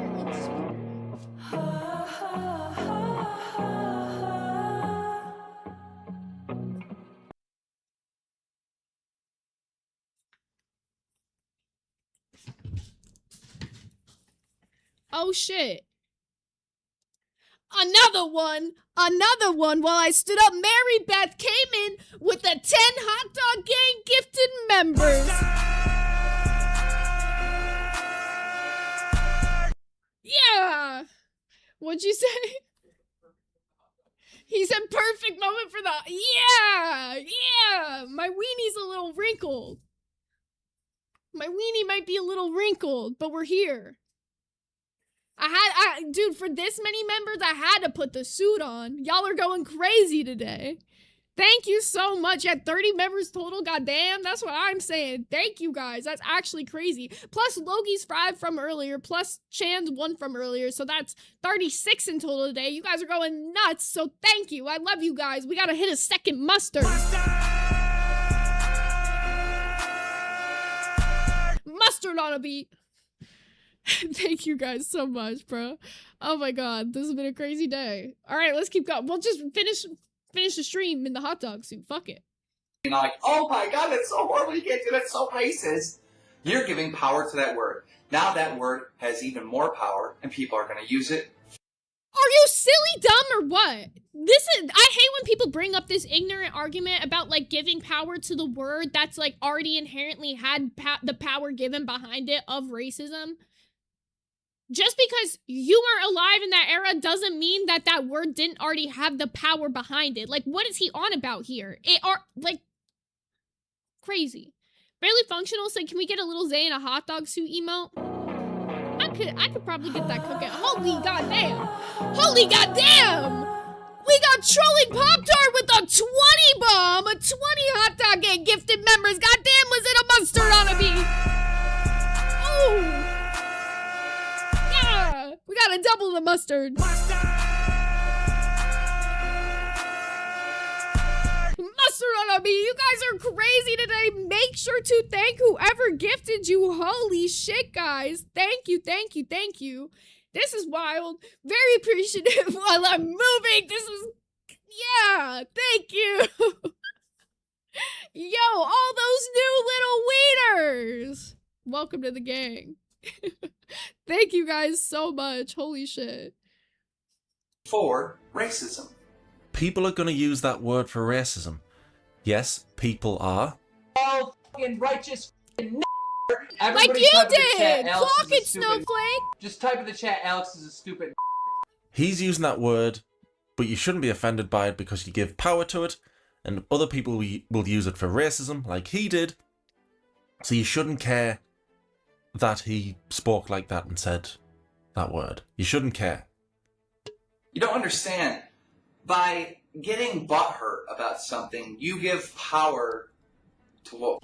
I'm sorry, I gotta read this one. And Mary Beth said, and no, Keemstar, we did not donate due to you. Goddamn. I know that one hurt. To whatever has made you butthurt. Okay, I think I get it. If you're one of those people out there who are offended by racism, then that's you being butthurt. I don't think I've ever heard it described that way. So like 99% of the world's just like butthurt because we determined the racism is little shitty. Not a little, a lot of shitty. Like it's a little stupid to me that he says these things, and I get that it's like so long ago or whatever, but even now it's like you're not even allowed to bring that shit up in his presence because he's since long apologized. But Snowflake's sitting here directly saying, well, I can't find the apology. This is my bad. I should have never trusted a damn word that this man fucking said. I should have never fucking believed him. And I'm sorry to any of you guys that ever felt like I wronged you because I contributed to putting money into this guy's pocket because I should have never fucking done that shit. I'm gonna be real. The more and more I watch this, the more I'm disgusted that I ever contributed to be a part of growing that fucking community because this guy is the least deserving of any of it. Any of it. Offended by racism? Stop being butthurt. I've never heard it described like that, but, you know, that's Keemstar's mind for you. Anyway, you shouldn't care that Keemstar was trying to upset this guy by being racist. Because he was just doing it to be offensive, to antagonize the guy. He was just... It was more than that, though. It's very clearly more than to antagonize the guy. It's to come off like the type of person he was. He knows what it is and what that breeds as well. Also, thank you so much to Rosebush for the 5 hot dog and gifted members. Holy shit, you guys. Let's hit another mustard. Thank you. Make sure to thank whoever gave you a gifted, y'all. I gotta get that Omago video done for you all. It'll be worth it. It'll be worth the members. Thank you guys. I really appreciate it. Investigator River said, and you were getting a paycheck. You weren't responsible for his actions. Almost everybody out there has worked for a shitty employer. And I mean, like, that's true, but it's like, it feels different when it's like, I feel like part of me also helped build that community. Sammy said so with the $4.99, said can't send a member from my phone, but fuck Keem. It wouldn't read it out because it dropped the F-bomb, but I got you. I'm a toker, a joker, and a midnight wiener stroker. If it weren't for the LCU, I never would have met you fine people. Literally finding diamonds in the rough. See, that's what I'll admit. Like, I'm always grateful for that community and the things that I built because of the people I met over there, but it's like, damn, bruh. He sucks so bad. He just sucks so bad. saying this stuff because he was angry. And you might have an opinion that the N-word means something because of slavery and da-da-da-da-da. Where's the slaves? You show me the slaves. Didn't that shit happen like 3, 4, 5, 6 generations ago? Shit ain't around now. It sounds like he's saying...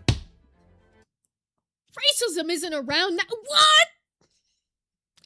Like, I will say, in some areas of the world, it's absolutely better. Like, if you go to, like, a place like New York City, like, low-key, not really tolerated there. Like, there's gonna be some people that, yeah, might be racist, but it's, like, way less. I found out recently, there's apparently still KKK rallies. I didn't even know that. I literally didn't know that still fucking happened. So until shit like that isn't fucking happening, to say, oh, it's not happening anymore, is a little bit dumb and dense. Because even I was living in a place of ignorance where I thought that shit wasn't happening, but I still knew that racism was prevalent. NYC is actually a red city. Wait, really? I thought they were blue as fuck. I just feel like everybody there, for the most part, is like, I don't know, if you see some shit like that happen, like, I just remember from, nobody would, like, let some shit like that happen. It's just strange. If you care about him saying that stuff, you're an idiot. So he should just be allowed to say that stuff and not have anybody be offended or have an issue with it. If you have an issue, you're an idiot. And if you had an issue with him being 39, nearly 40... Oh, no. I'm not saying red means racist. I just meant, I thought NYC was, like, literally blue as fuck progressively. Yeah, red does not mean racist, guys. Just because somebody is a Republican doesn't mean they're inherently racist. It also doesn't even mean just because they're Republican on the ballot that they voted that way. Just a heads up. I'm not super big into, like, major, like, presidential politics. I'll be real. I'm not, like, I'm only into, like, local environmental politics. If you guys want to talk about that, I could talk about that all day. But as far as, like, the bigger stuff, I'm not well informed enough to, like, talk one way or the other. So I don't ever want to come from a place of stupidity or ignorance. So if I ever say anything wrong, correct me always. I never want to come off like I'm saying one person is... I do not hate anybody. I think you could look at each person as an individual. And I stand on that. Dating a 20-year-old, you're also an idiot. And ugly.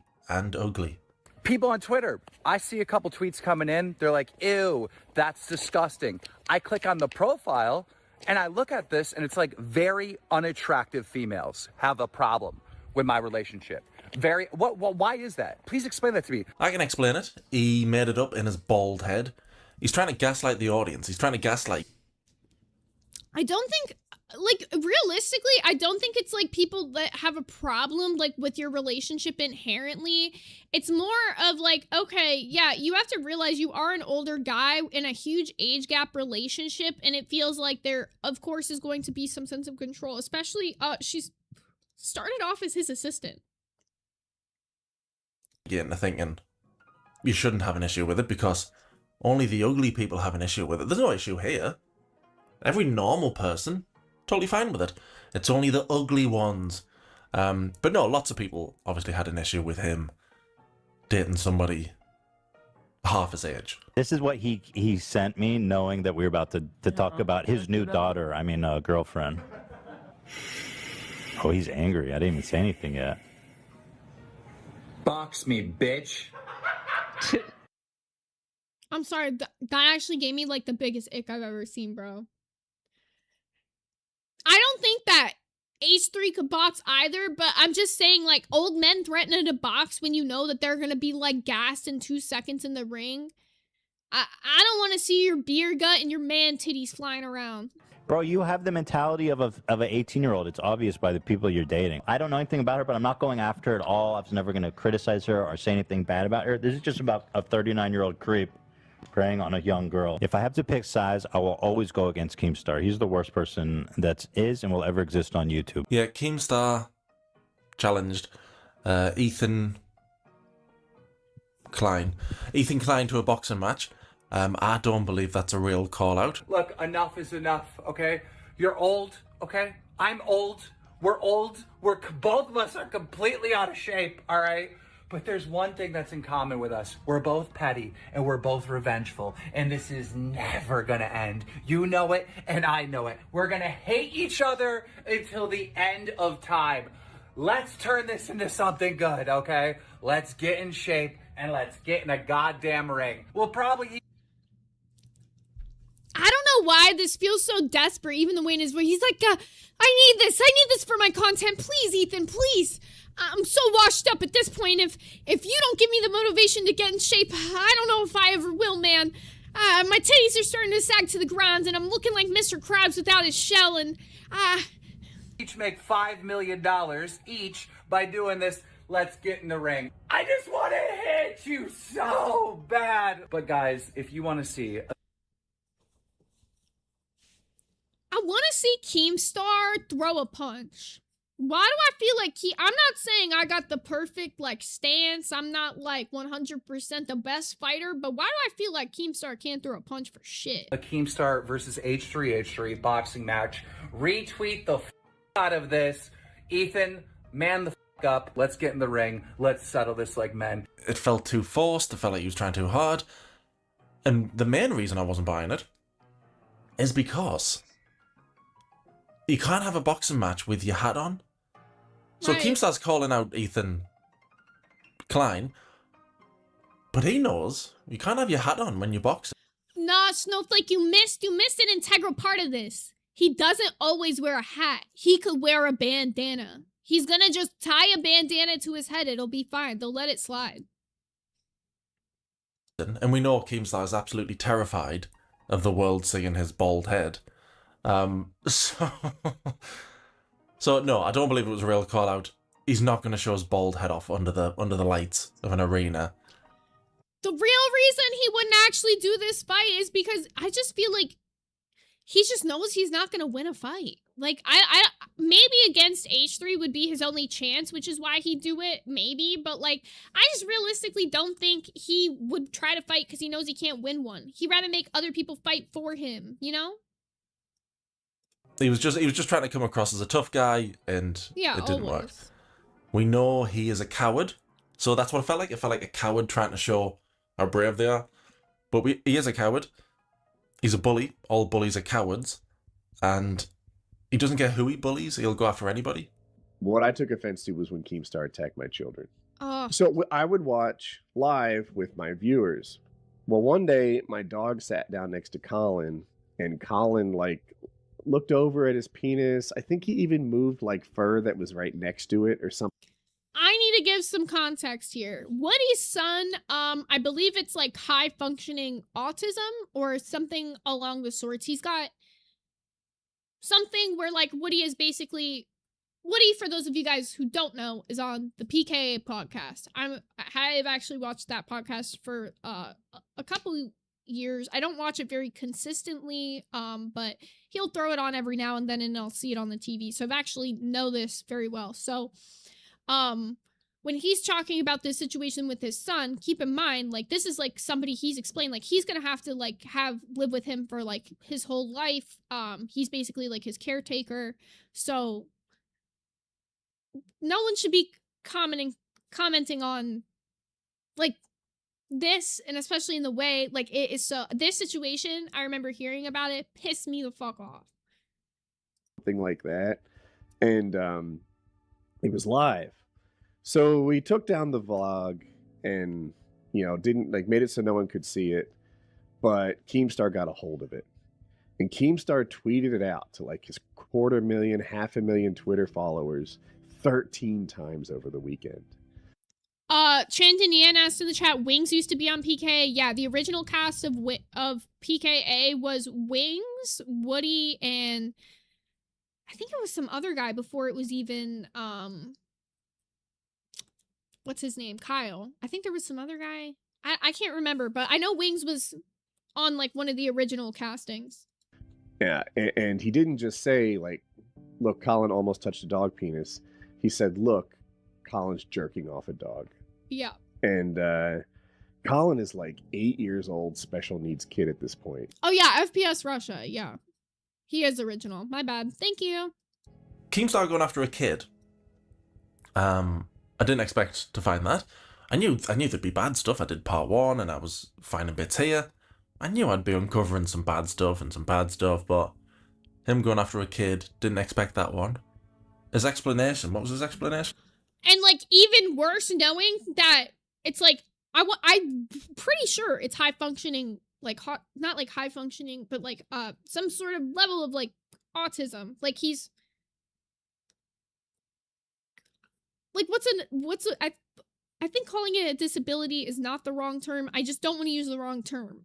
So he literally has like a disability. I feel like that's also very important to note because it makes it like another level of worse. Like not only is it a kid, it's a kid that has a disability that makes it so it's like he really doesn't understand, you know? Neurodivergent. Yeah, that's a good, thank you, Novice. Like sometimes I don't know the best word to use, but it's like he really didn't understand that doing that, especially like on a camera, was not like okay, you know? And I'm sure since then Woody's very much corrected that behavior. And like for Keemstar to try to like exploit that, he definitely knew what Woody's son has. He can't try to act like he didn't. So we had a common friend, only use me Blade. And I was like, Blade, can you talk to him? Like, this is fucked up. He's literally going after my kids. He's going after my son. And Blade talked to Keemstar and then circled back to me and said, I talked to Keem about it. And he said that if he wasn't talking shit about your son all the time, that somebody else would. And he's not going to back off. What a disgusting thing to say, bro. That's just so gross. That's just so nasty. And it's like no matter what beef, how much you don't like somebody, you go after their kid like that. I really don't fuck with that. Whatever. Like that is so crazy to say. Yeah, exactly. Instinctively, Chelsea. River said, going after kids is my line. It's why I fucking hated Fupa. And well, there are many reasons to hate Keem, but that is a sword in the coffin. That part. If I didn't do it, somebody else would. Right, okay. So you're gonna be the monster. Explanation for why he's not racist. The things he thinks in his bald head, and when they come out of his mouth, I think he thinks they sound cooler than they are. Yeah. He's not 100%. really good at explaining himself. Also, some people are saying, Keemstar, she's just in you for your money. I'm sorry, but that's like man shit 101. Go get bread. Like, dude, it's in our DNA. Way back in the day, it was your job as a man to go and fucking kill the deer, bring it back, you know, and feed and provide for the whole campsite. You know what I'm saying? That's what you're supposed to do. You're supposed to be a provider as a man. I'm sorry that I've been hustling, that I've been fucking doing very well, and that I take care of everybody around me. Are you, like, here's the thing, when he's, like, talking about this, it's not like he's out here, like, working some, like, major construction job, or he's, like, the CEO of, like, a Fortune 500 company, like, some major provider. That's not what's happening. I'm a toker, a joker, and a midnight wiener stroker. This guy sucks. Love, pay big batch. Yo, every time you you sign off pay pig bitch, it sends me. The fact that he called you pay pig bitch, that right there. But this guy talks like from a place where he acts like he's like the richest guy on earth, like he's either some Fortune 500 CEO or he's like some lumberjack out there working in like the coal mines or something. Bro, you make a bunch of people with mental illnesses get on a stream for 2 hours a day so that you could take your 50%. What if your other companies are still running at this point? When was the last time Happy Punch had a fight? What else does he got? Drama Alert? Okay, you get your, like, salary off of Snapchat. You're not even the one running that anymore. You have Gino do everything over there. So what other businesses does he got at this point? Like, genuinely asking. If he has some, I want to know what they are, because I think most of the money that he makes at this point is what's coming in from his 50% from all the different shows in the LCU. What's making more than that? I'm sorry I'm doing that provider man shit, and I've been doing it for a very long time, but that's what you're supposed to fucking do. I mean, this shit is just unbelievable. It's man shit 101. Doing, like, the bare minimum? I don't know. It's, like, also very just, like, weird mentality. Like, also, like, aren't you supposed to, like, provide for, like, your wife and your kids? What about that? I don't know. It's just saying. Isn't it? That's what we were all thinking. It's man shit 101, obviously. Yeah, people were saying, plenty of people were saying, oh, she's only into you for your money. Ooh, I want to answer this. Molly Source said, does Drama Alert make money still even? So they're not on YouTube anymore. So Snapchat, I know if you do one of those Snapchat shows, it's like almost, I think they pay you, it's like a salaried rate. It's like similar to when Spotify signs you on as like a podcast, they give you like a sign-on rate. It's like, okay, you get this amount of money locked down for your show being on there. So whatever he gets on his Snapchat rate is like more than he would make from doing Drama Alert on YouTube. So he keeps, since the LCU started, he kept saying like he was going to go back in September and do Drama Alert. He was going to go back in September and do Drama Alert and then never did it. Why? Because realistically, it wouldn't make as much money as what the LCU was making because Drama Alert is a dead fucking channel. And it seemed like he was agreeing with them. Didn't it? Did to me anyway. Keemstar, she's just in you for your money. I'm sorry, but that's like man shit 101. He took the criticism of him dating a 20-year-old to heart, and the way he dealt with that is to go, well, it's only the ugly ones. He had to lie to him. Did he just like openly admit that she's only with them for the money? Because that's like kind of just sad. Like there are people in age gap relationships where at least there's like love. Did he just openly just be like, yeah, she only is with me for the money? That's man shit. You can be with him for the money and also because you like him. That's who he was lying to. He wasn't just gaslighting the audience. He was lying to himself. Oh, it's only the ugly people who have an issue with it, but that Ethan Klein guy, he had an issue with it. Plenty of people had an issue with it. The whole Ethan Klein versus Keemstar thing got very boring for me very quickly because it was just clip after clip of Keemstar. Meh. Just whinging. I think I want that on the sound. I might make that the lowest TTS sound, the wah. Just whinging about Ethan Klein. He'd make a video about him, he'd make a video about him. Keemstar's videos were much whingier, so it was hard to watch, it was cringy. I was tweeting pictures of horses at him, fucking with him. I was trolling him, messing with him, right? YouTube literally hits me up basically saying that, you know, I can be kicked out of the partnership program for fucking bullying harassment if I continue this, right? So I don't, right? All I want to do is talk shit to these motherfuckers. That's all I want to do. But I can't because YouTube will kick me out of the fucking partnership program, right? You know what I realized while I was sitting here watching it? From this part up, he looks like Megamind. He's got the eyebrows and everything. He's got that bald ass head, that big ass shiny forehead, and he's got the like, no bitches, eyebrows. Right? If I do that. I literally have the emails here threatening me that that's going to happen. Can't do creator on creator harassment. But Ethan Klein has made about 50 fucking videos breaking TOS, breaking the bullying and harassment thing. He uploaded a fucking video of a Keemstar puppet and he's like fucking it. How is that not breaking YouTube TOS? How is that not breaking the bullying and harassment thing? And listen, I'm not a little baby. I can take it. But they're silencing me. That's not only silencing me, but it's taking away my human experiences. Now sorry, in that video, she looked like Humpty Dumpty that already fell off the wall. he uploads this video with someone that's supposed to be my new girlfriend. It's like a fake person calling in, and they're like, yeah, Keem's got a little dick. Keem's dick doesn't work. And am I over here crying about it? Absolutely not. Keemstar is... You kind of come off like you're crying about it when you're doing this video being like, well, YouTube's making me in trouble, but what about him? But what about this guy? Like, you literally are crying about it right then, right there. It's just like, he'll dish shit, but he can't take it at all. And then when, like, he gets some sort of, like, repercussions for his actions, he'll just be like, but them. Have you ever heard him take accountability for anything he does once? Isn't the cool guy he thinks he is, or the cool guy he wants us to think he is. No matter how backwards he wears his cap, or, you know, the size of his sunglasses. We're never going to think he's as cool as he wants us to think he is. He comes across very, very insecure. It was the hardest part of the research, the hardest part, was just getting through his insecurity. Fair. It was horrible to watch. Guys, I'm not bald. Right, okay. We get it, you're not bald, right? You another disguise, yeah? Right, okay, you're wearing something else on your head now.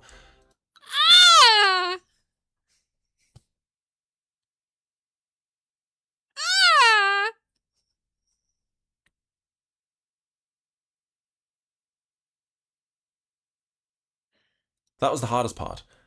Insecure, immature, very, very immature. Ah! You cannot tell me he's not looking like Megamind right here.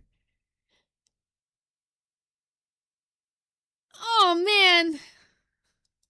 I think he was probably too immature for his 20-year-old girlfriend. Perhaps. Me and the girlfriend have broken up. I know. Sad. Things happen. Womp womp. You know? Not everything is forever. But the good news is I am currently single and accepting applications. He seemed... Accepting applications. That's so cringe.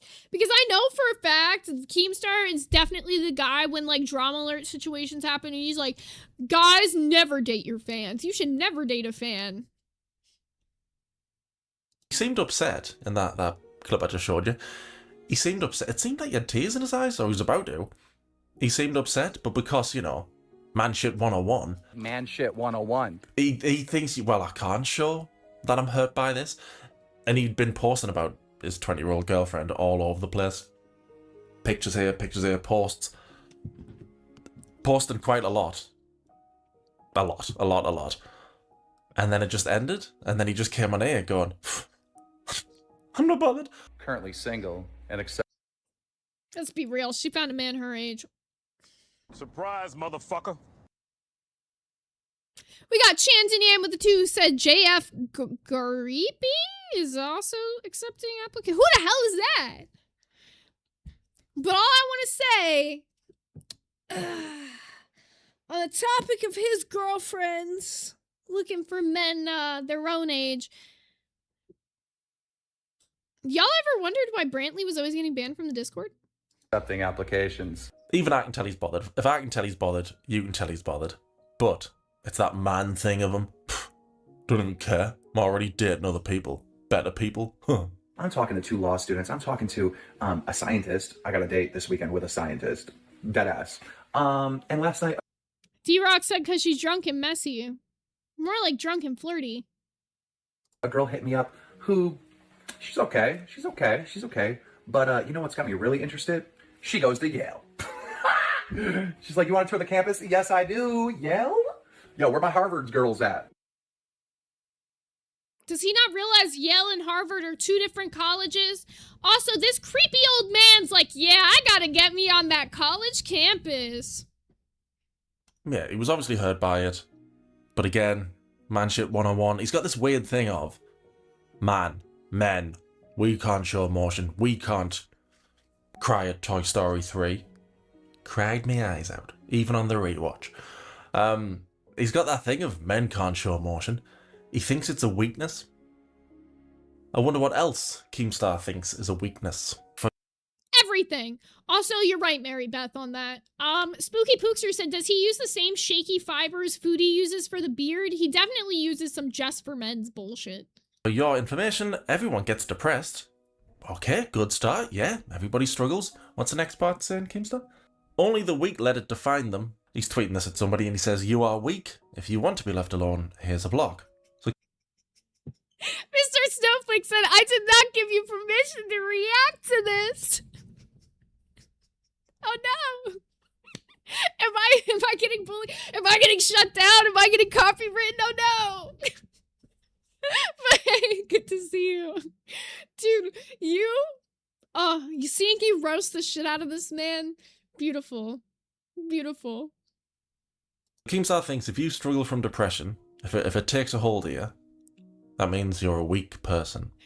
Dude, oh my god, you don't even know how accurate you are about that. If you've ever heard Keemstar talk about like how he feels about therapy, he literally like says that he doesn't believe in therapy. He says that if you're like a person that's just depressed, like it's like your fault, you need to get up and have motivation in your day.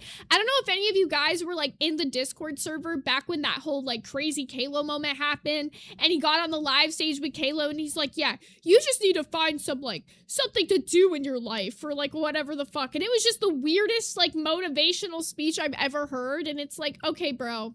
Yeah, really, really so intelligent. No, he is literally such an idiot. Guy runs a news program where the news isn't very... Oh my god, such you. I forgot he said that. He told Kalo to take 2 sips of beer. How many hosts have you heard him say when they're going through some shit in their life to be like, oh, you just need to drink more. You just need to drink. Like, Tech will be like going through some shit. And he's like, yeah, Tech, you just need to drink. But then he'll go when hosts leave and be like, you're a drug addict. You're an alcoholic. Like, you don't push your host to drink on streams. How many times have you seen him try to encourage hosts to be drinking on streams? Crazy shit. Verified, right, okay. That guy runs a news program where he likes to have guests on, he likes to interview people, he likes to interview vulnerable people. What could go wrong there? Killer Keemstar, let's go right into the news! I hate that. Attica has lost his mind, like the 3rd time. We even talked about the 2 other mental breakdowns that Attica had here on Drumler because in each instance, he went to go get help and he was good. But this is the 3rd time and he is not seeking any help. In fact, he started tweeting out crazy things yesterday. Once again, for the final time, I'm God. And so are you. Oh.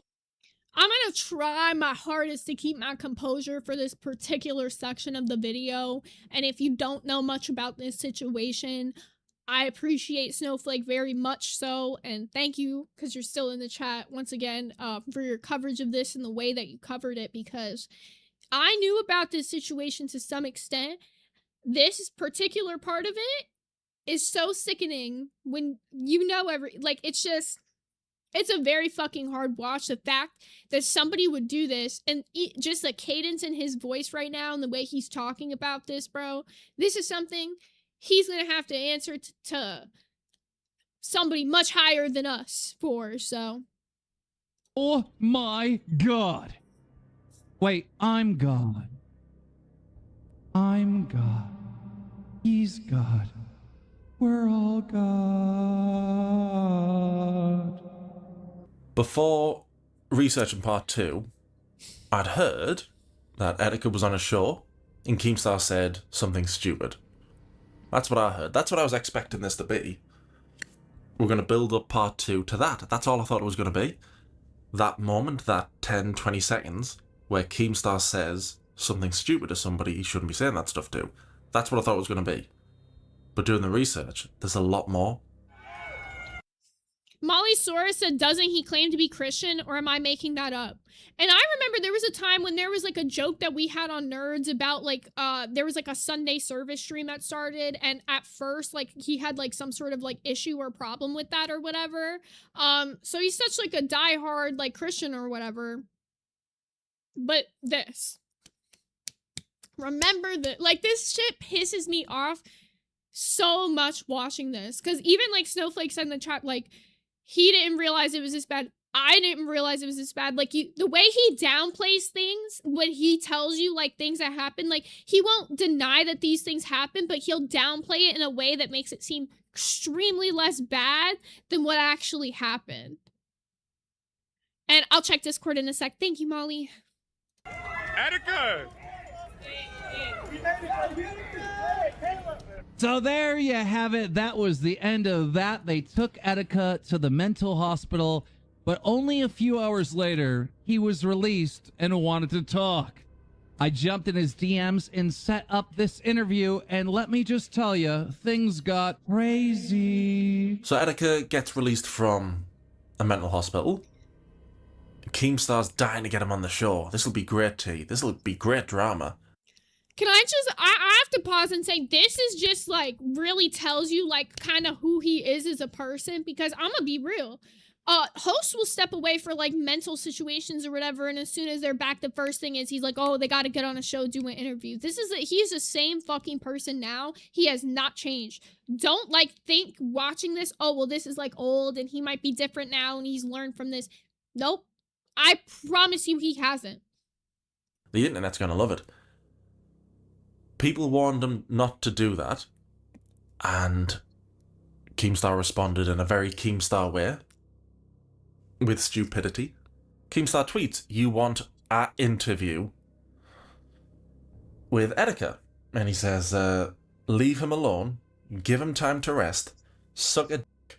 I run a news channel. I'm going to get my viewers the news. I don't give a fuck about your fake social justice warrior emotions on Twitter for attention.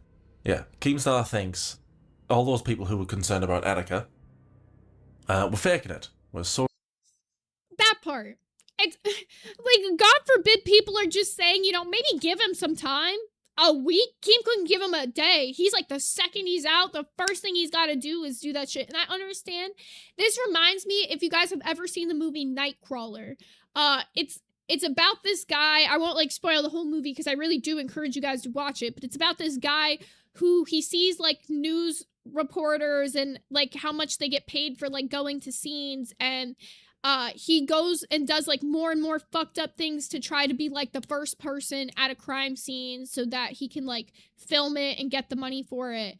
And that's what this is giving. It's like Keem's like, oh yeah, I gotta be the first person to cover news, so it doesn't matter how fucked up it might come off that I'm trying to get this person for an interview. I gotta be the first person to do it because that's how the internet works.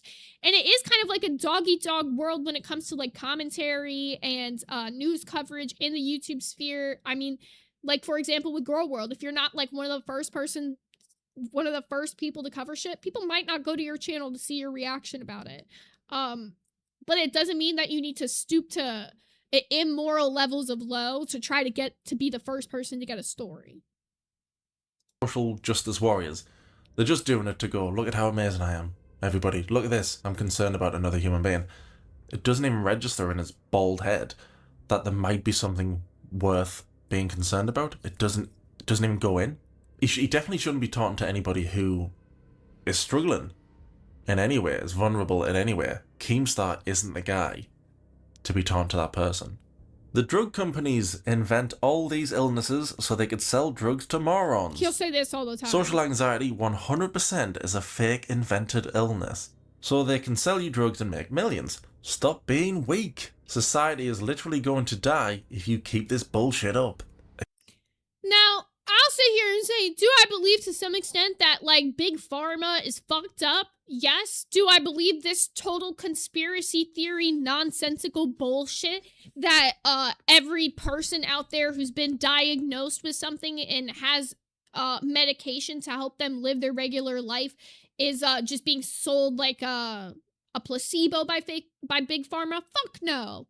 Fuck no. That's like absolutely ludicrous. Do I think that it's a for-profit industry and because of that there's a lot of like corruption and fucked upness? Yes. But to say that there are not people who need those medications to live and function in a normal society, they do. They truly do. And just because you're one of those people who's lucky enough to not have to experience that, or there's people close to you that don't have to experience that, does not mean that there is people who don't. Like, schizophrenia is a very real thing. And for people with schizophrenia, a lot of times medication is one of the only things that'll help. So what, you're just gonna tell those people, nah, it's just doctors, like, lying to you. All the stuff you're seeing, it'll just go away on its own. That's just not how life works. Like, do you think you're better than psychologists? Like, that's insane. Again, it just doesn't register in his brain that people might be going through something. Oh my god, I didn't even peep this. The D-Rocks in the chat said, Keem self-medicates with alcohol. What's the difference? Clock that. Never gone through that. So it must be fake. You can't understand that people might have feelings, might think things, might feel things that he hasn't felt himself. He doesn't understand. This guy is going to interview somebody with a history of mental health struggles. Attica has lost his mind like the third time. We even talked about the 2 other mental breakdowns that Attica had here on Trombler. It's a hard watch, this. It's a very hard watch. Molly put it perfectly. He wants to talk about how all medicine is bad, but you know what people did before meds? They died. Perfectly put. Look at the average lifespan for people with like certain mental health diagnoses in like the 50s and 60s. Look at the average lifespan compared to what it is now. Like, so seriously. What a dumb brain dead ass take. Do I think that every like mental health industry is like built the same? Fuck no. But some of them are actually good and some of them actually care about the fucking people. So to act like it's all like this one big umbrella like conspiracy theory thing is very harmful, especially to people that are actively experiencing things like psychosis. That does nothing to fucking help. Hey guys, what's going on? It's me, the Antichrist. I've come to purge the planet of all human life. I will be dropping nuclear missiles very, very soon on every single human being. Death means nothing. Why are you all so scared of death for? It means absolutely zero. Yes, ladies and gentlemen, Etika is on the line here. Now, Etika, when you say death means nothing, are you basically saying that life is a simulation? Is that what you're getting to? Yeah. Life is a video game. We're all in a video game, and I'm the one that's putting the pieces together. Everything. This is actively a man, like, fucking with somebody going through psycho. Like, this is so that so you've done hard in to your watch. life, Keemstar, was all leading up to this moment, to where you can broadcast the start of the beginning of the rise of the known Antichrist. I am the Antichrist. I am the one who brings death to all. Well, I always thought in 2016, when my career was about to end, right, that somebody brought me back for a reason. Maybe this was the reason for this moment right now. Do you see any trend? Right. Oh my god, bro. Oh my god. Bro, he's actually a psychopath. Like, I'm convinced through this, like, he is actually a psychopath. Like, that's just a blatant, like, disregard for, like, this man's life. Like, this is just so crazy. So this is what I'm asking. Was this a publicity stunt? Oh, this is my world. You are playing in my game. This is all me. Stop thinking so small, dreamy, creamy, keemy. Well, I have this to is ask, my world. I have to ask the questions that the people are wondering. So if it's not a publicity stunt, right? Then what is this? What is this? What are these crazy tweets? This is the return of the Antichrist. Okay, it's the return of the Antichrist. Well, I thought the Antichrist was here the whole time. This man, like, laughing at this guy while he's clearly, like, going through crisis still. This is just so... I feel like anybody else in this moment would be like, yeah, maybe this guy is not right to be on an interview right now. Like, he just got let out and he's clearly still experiencing some level of emotions of grandeur. Yeah, and his name was Desmond Amofa. Okay. So what is your purpose? What is the overall purpose of the Antichrist? Repeating me the fucking, I said to purge all life. Are you actually crazy? Are you having a mental breakdown? Like, the cops took you to the mental place today. What happened? Yeah. I went, I became God, and I walked out. That's amazing. I don't think you need to be a mental health professional to recognize something's not right. The way this guy, Etika, was speaking, there's something obviously wrong there. Yeah. There's something worth being concerned about, which plenty of people were. Any rational, normal individual would look at this situation and be like, yeah, this guy needs some sort of help. And, like, maybe you're not the person to get that, but don't put this interview out there, maybe? I don't know. Keemstar, he's laughing away. He's doing little smirks. He's looking at the camera. Dude, this is so true. Wake Up Little Susie said he's not even treating him like a real person. He's just poking at him to see what happens. He's treating him like he's a circus animal, like he's like a dancing bear. He's gonna just perform for him as he, like, pokes to see what crazier shit he can get him to say, and it's sick to watch. He's giving you that look of, isn't this crazy? Have you heard the stuff this guy said? This is crazy, isn't it? The way he speaks to Etika, again, Keemstar wasn't the person for the job. So yeah, Keemstar isn't the man for the job. He shouldn't be speaking to anybody who's talking this way. Yeah. It very much sounds like Etika believes the stuff he's saying.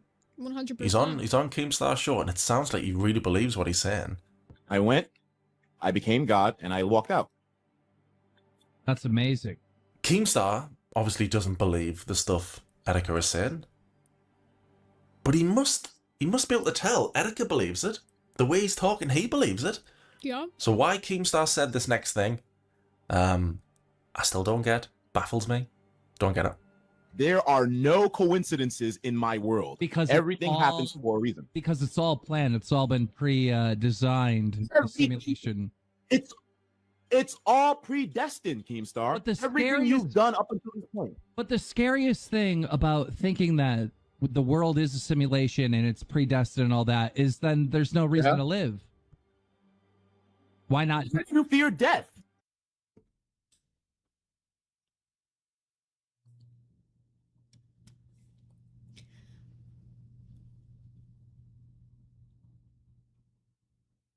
This is like if somebody's at the edge of a building and somebody's given a loudspeaker as a police officer to try to talk them down, and instead they just tell them to jump.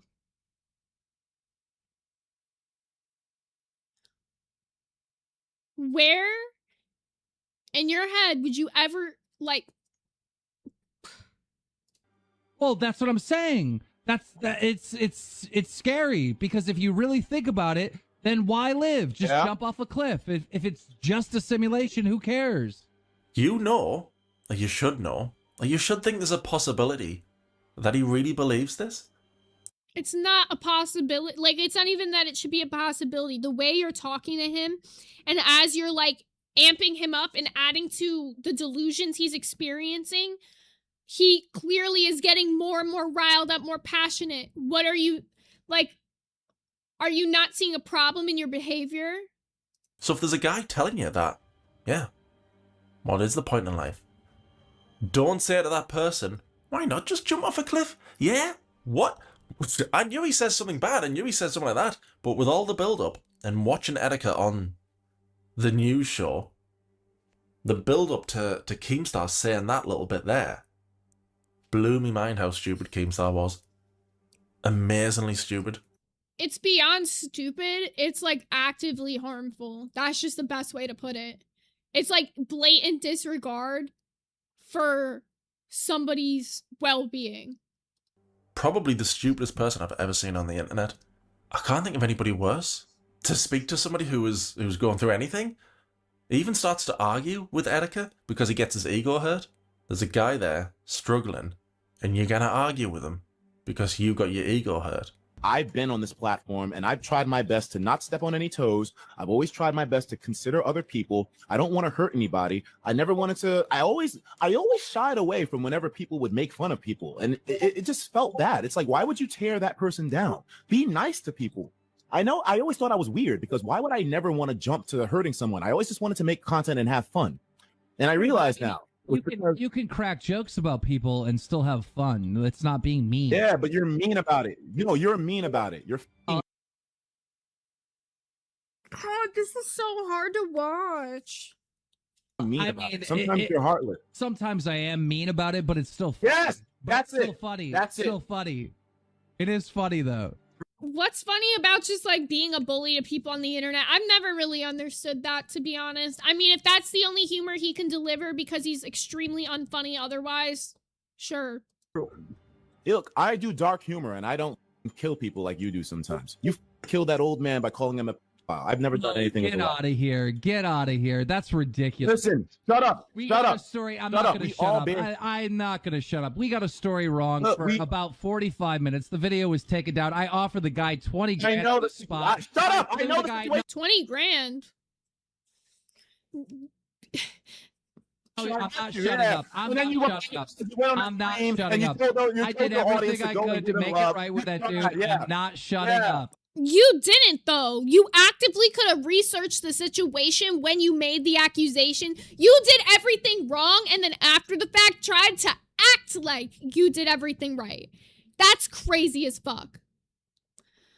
Also, hello, Hillbilly Hellcat. Good to see you. I'm not shutting it up. Yeah, you just said something that was so much bullshit. Yeah, you but said you still called my pedophile with no information, you motherfucking asshole. Because I was yeah, you like information you and already. that. Because I was fed wrong information. Sometimes it sucks looking in the mirror, doesn't it? Doesn't it hurt? Because I was fed wrong information. I get fed wrong information all the time, but you know what I do? I either present it as this is an allegation not coming from me and I don't know if I believe this, or I just don't present it at all. Perfect example, when that shit was sent to me about, like, the whole Amber's Discord or whatever, I directly said, I don't believe this. I don't believe it for a fact. It looks sketchy to me, and I think that this is somebody just trying to, like, make up a story. Am I still gonna present it? Sure, because people were asking to see it. But I'm not gonna sit there and tell you, I'm gonna tell you if I think something's fake. That's just what you do. Keemstar, it hurts when you feel the same thing that you've done to other people. Doesn't it hurt? In the mirror 20 minutes after it happened. 20 minutes after it happened. Weakling. Record this and put it on Drama Alert at 12 tonight. I'm recording it right now. Oh my God, what a nut job. Fucking Popular nasty, bro. YouTube personality and gamer from Brooklyn is missing tonight, and a video posted before he disappeared has family and friends worried. That's 29-year-old Desmond Amofa, also known as Etika online. So before Etika went on the show, plenty of people were concerned. After Etika went on the show, plenty of people were still concerned. Keemstar wasn't, still wasn't. Even after talking to the guy, Keemstar still, nah, it's fine. Etika has gone missing. There is a possibility that this is a publicity stunt. It could have all been a joke. It's just like he makes every single wrong move and then is like, well, woe is me. Why would everybody say that I have any sort of fault or any sort of blame in this? Clearly, you had no regard for his well-being. I would never sit here and say, like, whatever is anybody's, like, fault or anything like that, but it's just like you didn't care what happened to him. You really didn't. Even then, you're sitting there, he's missing, and you're like, well, it could just be a publicity stunt. No need to worry. It could have all been a performance. It could have all been a troll job. It could have been all those things. But there's also, and there was a possibility that it was real. So why the feck was Keemstar tweeting stuff like this? The thing that pisses me off is that Etika now 100% knows the internet is worried about him. And 13 hours later, he's not notifying his fans that he's okay. Maybe it's because he did off himself, but...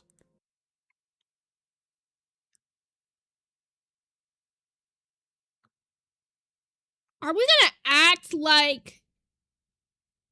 Are we gonna act like he's not a disgusting ass person? Are we gonna act like he gives a fuck about people at all? Like he's not genuinely one of the most selfish, egotistical assholes you've ever seen in your life? Because wearing your right after the bullshit you said about people before, oh, what was me? Like, I should have never said I wanted to report on that guy's death. You'll say some shit like this. You'll say some shit like this to somebody actively going through mental health crisis. Fucking disgusting, bro. And then he puts that doubt thing there. It still hasn't registered that there could be a chance. There could be a chance this is real. After speaking to the guy on a show, now he's gone missing. Keemstar is still... Keemstar thinks there's no possibility. He thinks it's all a joke. He doesn't get. People can... Again, he doesn't get that people can be feeling things, thinking things that he hasn't thought himself or felt himself. That's exactly what it is. He has not a bone of empathy or sympathy in his body. He can only view things from his personal experience. You know that like saying like put yourself in somebody else's shoes? He could not physically fathom what it would be like to do that. He only knows what life is like from his perspective and does not give a fuck to try to imagine somebody else's.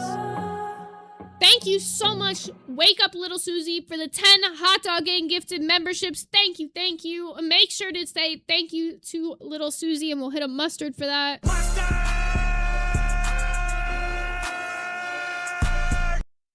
But goddamn, bruh.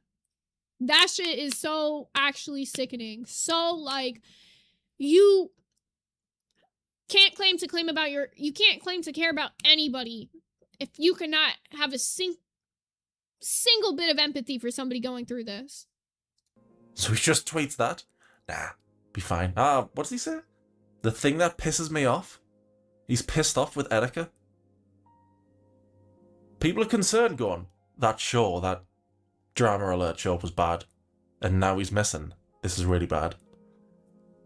He's pissed off. He's not worried, he's pissed off. So everybody will be aware that Etika did pass away.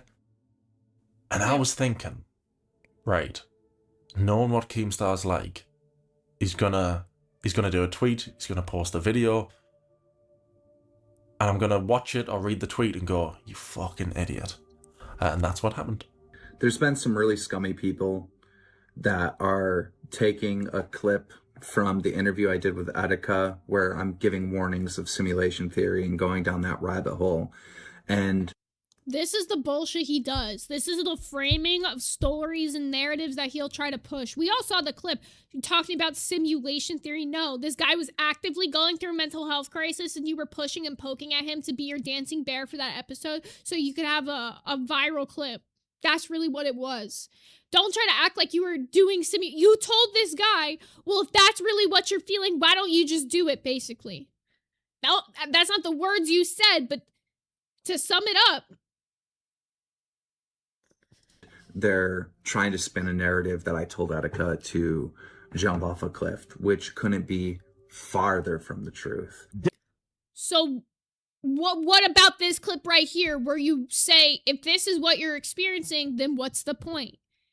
It's not saying, no one's saying, okay, yeah, you told him to, but you're saying, okay, well, if I was in your shoes, then why even do it? Like, that's kind of what you're coming off like, right? Death means nothing. Why are you all so scared of death for? It means absolutely zero. Just jump off a cliff. If it's just a simulation, who cares? No one's taken anything out of context. Keemstar even said this guy's had a history of mental health struggles, breakdowns, just came out of a mental hospital. Keemstar jumped at the chance to get him on a show. People told him not to. He told all those people to fuck off, you're all idiots, you're all fake. Got him on the show, argued with him, heard how he was speaking, said, yeah, you're right. Why not just jump off a cliff? Yeah.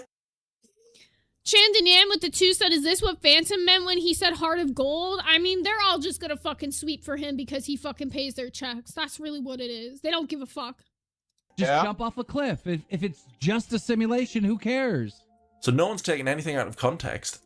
Hopefully I've showed enough of the... I mean, you can go watch the full interview if you want. It is a very hard watch, the whole thing. No one's taken anything out of context. It's worse when you watch all of it. If you just watch that clip, it's bad. But that's what, like I said, that's what I was expecting to find, that little clip, and I knew it was going to be bad.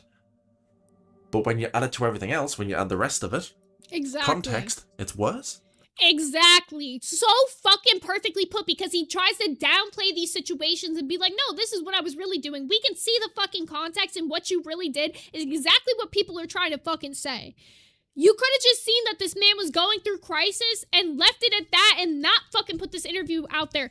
Hung up the call, anything. No, you wanted that clip, you wanted the virality, and now that it didn't go in your favor, you're crying about it. Because you look like the scummiest person on earth. Who would say that to someone going through I just couldn't imagine doing that. So he's going, it's taken out of context. It's not. Keemstar's just the moron. Just jump off a cliff. If it's just a simulation, who cares? I'm a toker, a joker, and a midnight wiener stroker. The worst part is after all of this, he still to this day messes with people like Chloe who have clear mental health issues, or the obvious PDF behaviors, and drug-addicted, alcoholic hosts in the LCU. But it's hard for me to even feel bad for those people, because it's like a lot of times they'll do fucked up shit too. Like, it's like, Kayla's like, oh, I'm such a mental health advocate, but then he'll go on and, like, the way he fucking talks about me and the way he'll talk about, like, my sex work and shit, it's like, are you really a mental health advocate, or are you only a mental health advocate when it matters for your mental health? Keemstar makes it sound like it's just two guys, you know, man shit 101. It's just two guys having a pint down the pub, having a chat about life and theory and simulation theory, and exactly. You know, it's so like put. life so is well like put. a video game. And he makes it sound like it's just two guys having a chat about this stuff. But one of the guys wasn't right, the stuff he was saying. And Keemstar said that to him. It wasn't in a comfortable, calm setting with somebody he knows really well. There's a guy clearly struggling. And you said that to him? I've been blocking those people. I've been ignoring those people. It's been really hard for me not to respond to those people. In some cases I have, and then I delete the tweet because I feel bad. I feel like this isn't the right, appropriate time. I don't know what's... You don't feel bad. You know you look like a fucking asshole every time you try to defend yourself, even in this video. It's not a look of, like, remorse. This is a look of, like, regret, like he got caught and he's guilty. It's the same fucking face, the same fucking act he had earlier when he got caught and he was guilty. It's not remorse. Amanda Triffett said, hey, I was only here 30 minutes ago. Has Zay entered the ice age of or for comfort.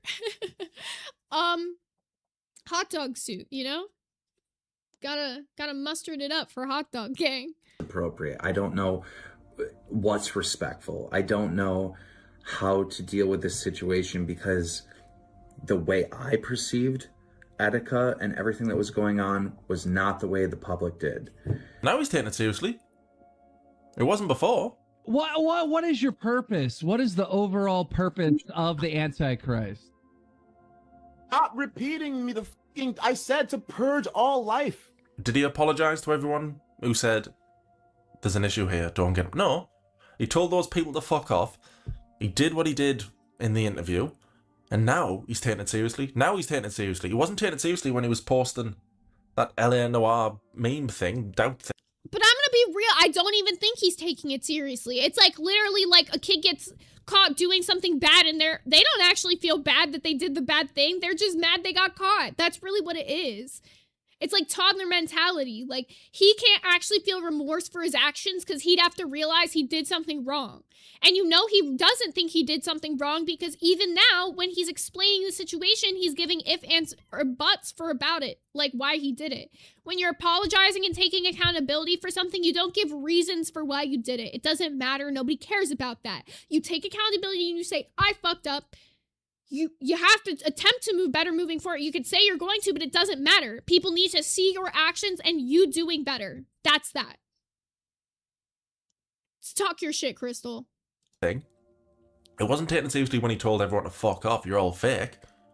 He wasn't even taking the interview very seriously. He didn't take it seriously at all. Smirking, laughing away. He didn't take that seriously. Now he's taking it seriously when it's too late. No. He was convinced that life was a simulation. He was convinced that this was just not real. And I think that was the root of almost all the problems. You believe Etika 100% believes it, and that's the issue. But you still said that to him. You still... And you pumped it up into his head. If you genuinely thought he believed that, why continue to sit there and say, well, things in life are predestined and predetermined, so why don't you just... Like... Why? Nothing you're saying here is helping your fucking case. You just try to make yourself look innocent like you're the victim. Even earlier in the situation, I'm the victim. Keemstar the fucking perpetual victim. Argued with him. You are afraid of the truth. You still fed into this. You still brought in more drama. You still sat there laughing away. Exactly. And now, guys, yeah, just let me mourn. And there's so much more that happened privately that just you guys don't understand, and I just want to mourn my friend. So please stop making me defend myself. Fuck off. Fuck off. I can't take this anymore. This life. I'm gonna do it. I'm really gonna do it.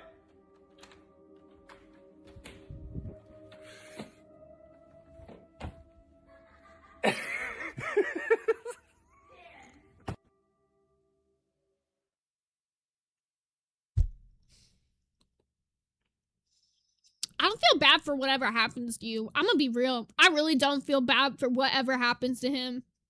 Karma's a bitch. I don't think you guys understand.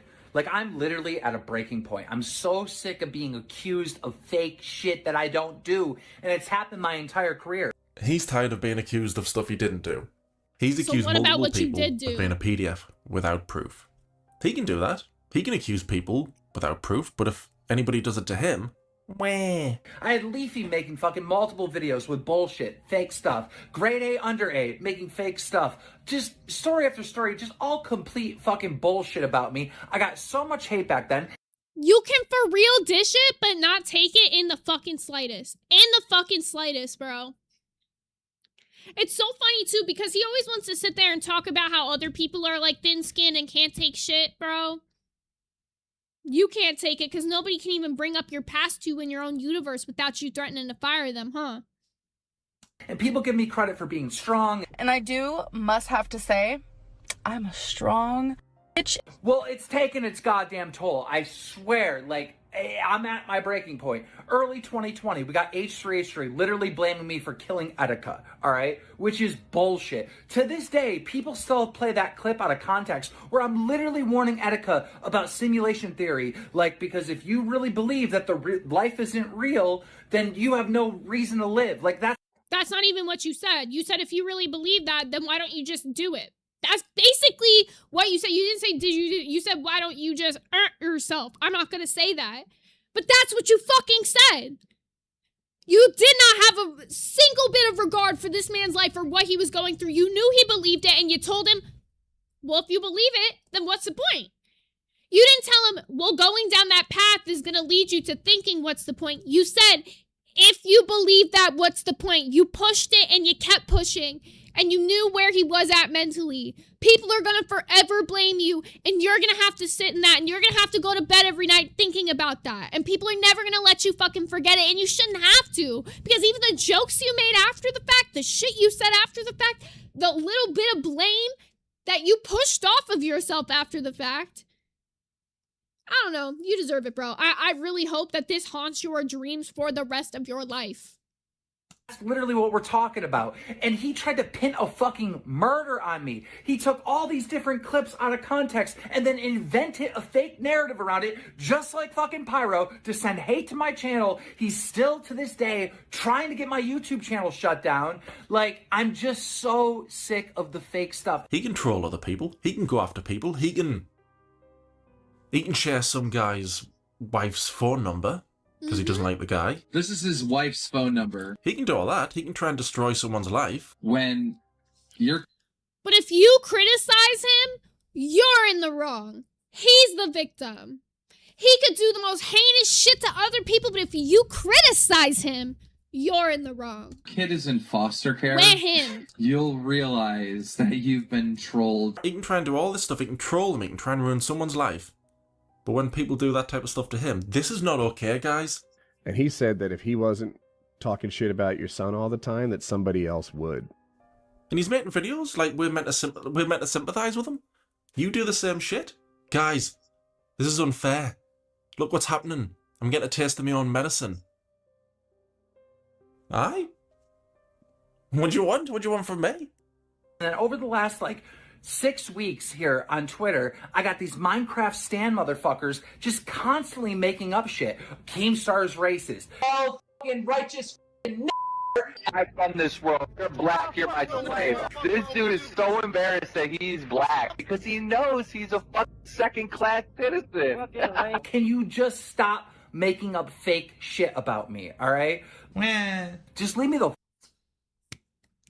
Yeah, making up fake shit about you, your own fucking words, your own fucking actions. God for fucking bid, this 40-year-old man just takes accountability for anything. How can you be a parent and raise a fucking child? Oh wait, you're not. You're a parent. Unfortunately.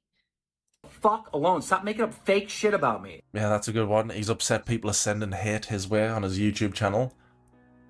He's doxed people. He gets a taste of his own medicine. He's like, oh, this is mean. The internet is mean. Yeah, but you're mean about it. No, you're mean about it. You're fucking mean about it. Sometimes you're heartless. Sometimes I am mean about it, but it's still funny. Yes, that's it's it. Still funny. That's it's still funny. It is funny though. Just leave me the fuck alone. It's funny when he's doing it. But all lolcows are hypocrites. But yeah, there's him being a hypocrite. But guys, people are being mean to me. Are they? Or they're just You making reap what videos you going, sow, buddy. "Ah, shitty behaviour, Keemstar. That Guys. part. Monetize the hate, but can't take Anyway, that's my criticism. part 2 done with. I don't think I can do more than part 2, you know. I did think there's a lot of awful dramatic stuff there. I bet there's more for a part 3. There definitely is. I can promise you. Oop. wrong screen. There definitely is, I can promise you that. But if there is a part 3, we will check that out whenever it does come out. But if not, that's where we're gonna leave off for today.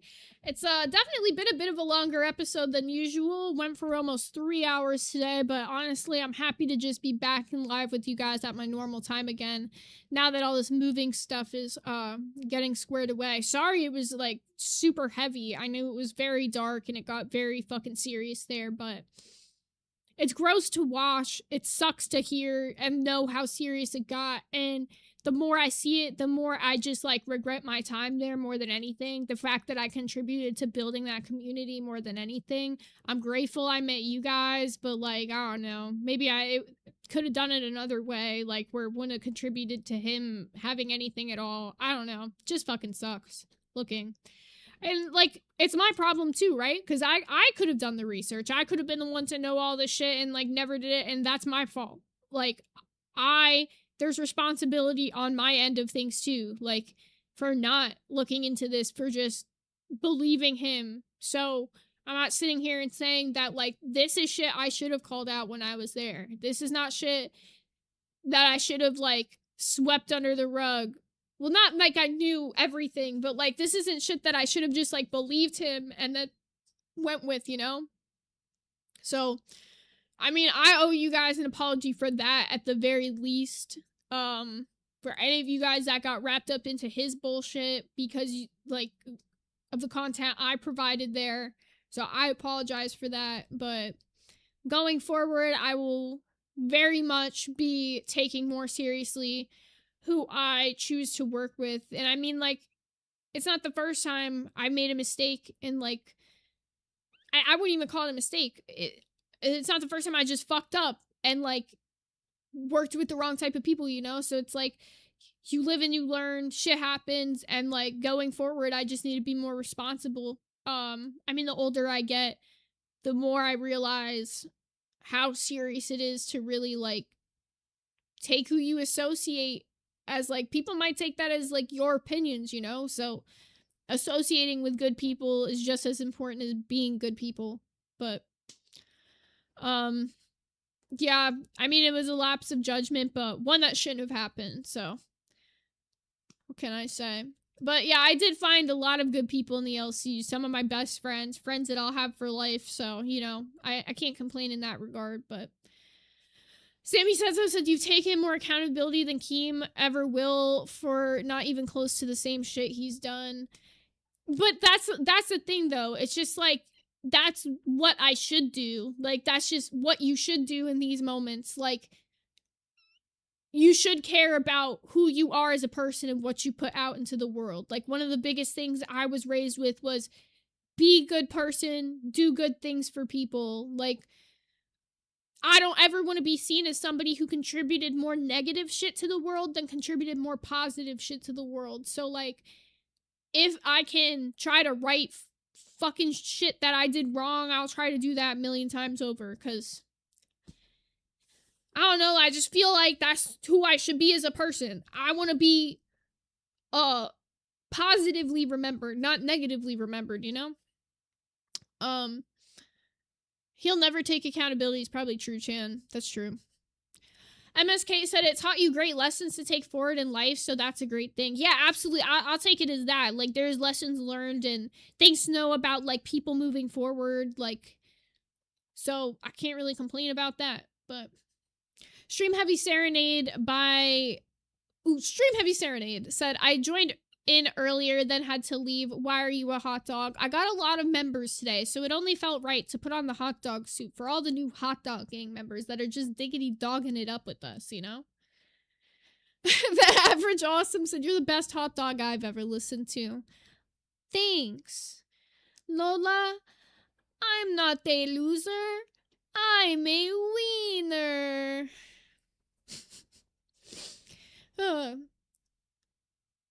But, yeah, I don't know. Definitely a weird one. All I can say is moving forward, I'm just happy to have the community I have, meet the people I've met, and I'm grateful for whatever the hell we're gonna do when we build this shit. I mean, every week, there's more and more of you guys. I'm almost at 3K subscribers already, which is pretty freaking awesome and crazy. So thank you guys. I hit 2.5K faster than I could even realize that I hit it. So once I do hit 3K, I want to do like a little celebration stream with you guys for that. So that'll be cool. But yeah, I don't know. I'm very happy with the way things have been going over here. I think there's a lot less stress in my life, feeling like I've got to do overproduced drama every day and make up bullshit. I'll be real though, even in my time in the LCU, I've said it, there's storylines and shit I was a part of, but most of the drama I was involved in was real. And that was part of what made it so stressful, is because like every day it just felt like I'm clocking into work where a bunch of people are shit talking me for shit I didn't even do. But that's just what you had to do to stay alive. It was very dog eat dog there. So it just feels nice to be able to make content on my own terms and do stuff that like you guys enjoy as well as like what I enjoy. Like one thing I've been thinking about, I do owe 2 goals still. Besides the Omegle one, I owe the TikTok diagnosis stream, which I think I'm going to do that actually as a video. I might make that one of my like first channel videos, because I was thinking of how long it's going to take to like cover some stuff, and it might just be better as like a video content, but I'll keep you guys posted on that. But I've been working on some stuff for that recently, and the emo iceberg stream. So that I want to get done this week, and I'm actually going to do a little goal for it tomorrow for a little something extra for the emo iceberg stream, but it'll be a good time. So hopefully you guys will be into that. But it's just, it feels nice to be able to like do fun content as well as like cover drama on my own terms and not feel like I'm super like whirlpooled into having to do like a crazy stream every day. Even if there's some days where it's only 50 of you guys here in the chat, I'm grateful for the 50 of you guys that are here. And if you're only here for my drama content, I'll see you when it happens. No complaints.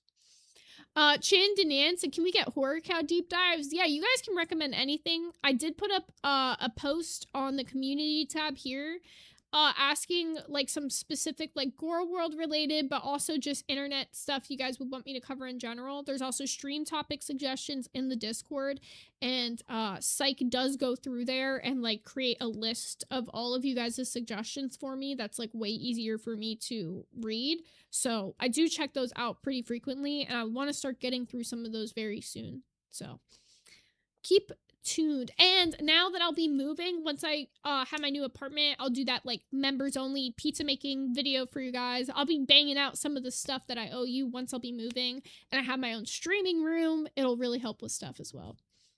I haven't covered Nova Online before, but I'd be open to it. I've seen like some really shitty I don't know, really scary stuff on Twitter though, so it scares me a bit. Thank you, MSK. I appreciate that. That means a lot. All right, let me see who there is to redirect to. If you guys have any questions, feel free to ask, because I'll be ending very soon here.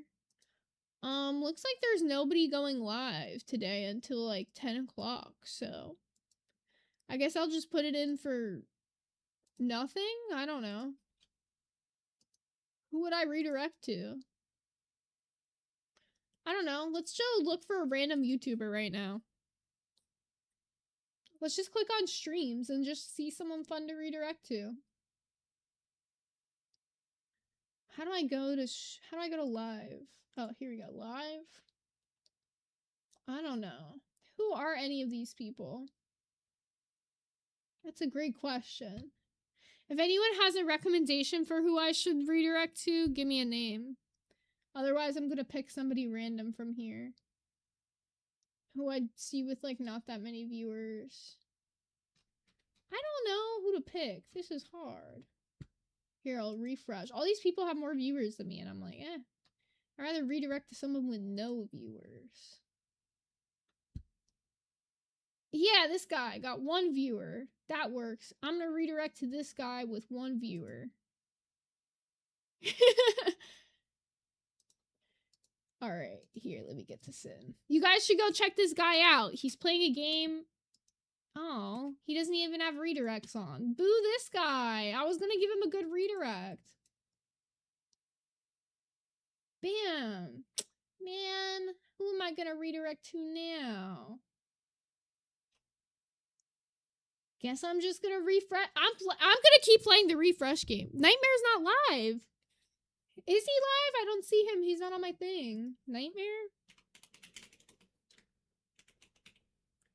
Yeah, he doesn't have anything scheduled. Nickel Stacker isn't on. I checked him already. I wish he was live. I'd redirect to him in a heartbeat. How do I find, like, new live streamers? I'm just gonna look up gaming and then click on live. Or maybe I'll look up commentary and click on live.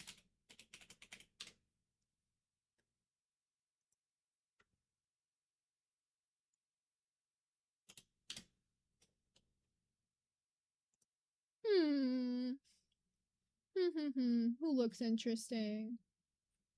Oh my god, there's so many AI streamers. That's actually crazy. No commentary. Well, this is so bad.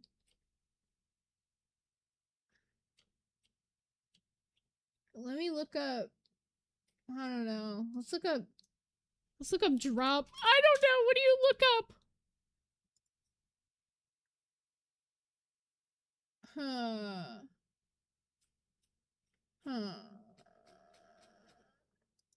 Wow, this is really hard to look up. I'm trying to be so nice to somebody right now.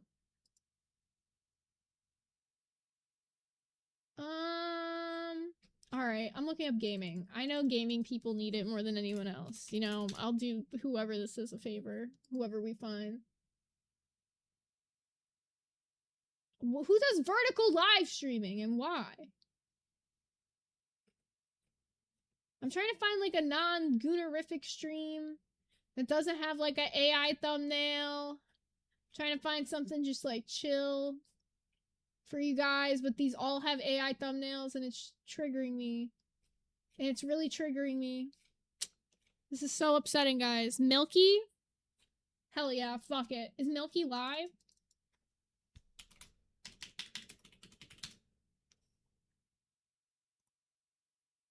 Milky is live! Alright, I'll redirect you guys over to Milky.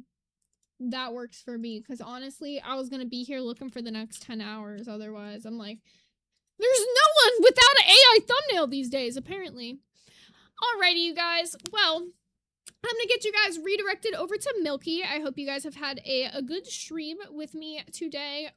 We have an event coming at 7 p.m. We're all gonna be playing Mecha Chameleon in the VC, so if you want to come hang out and play with us, we'll see you there. Otherwise, it's free, by the way. You don't have to be a member. Anybody can join and play as long as you got the game. So, otherwise, I'll see you guys back again at 3 p.m. tomorrow. Thanks so much for tuning in. Love you all, and have a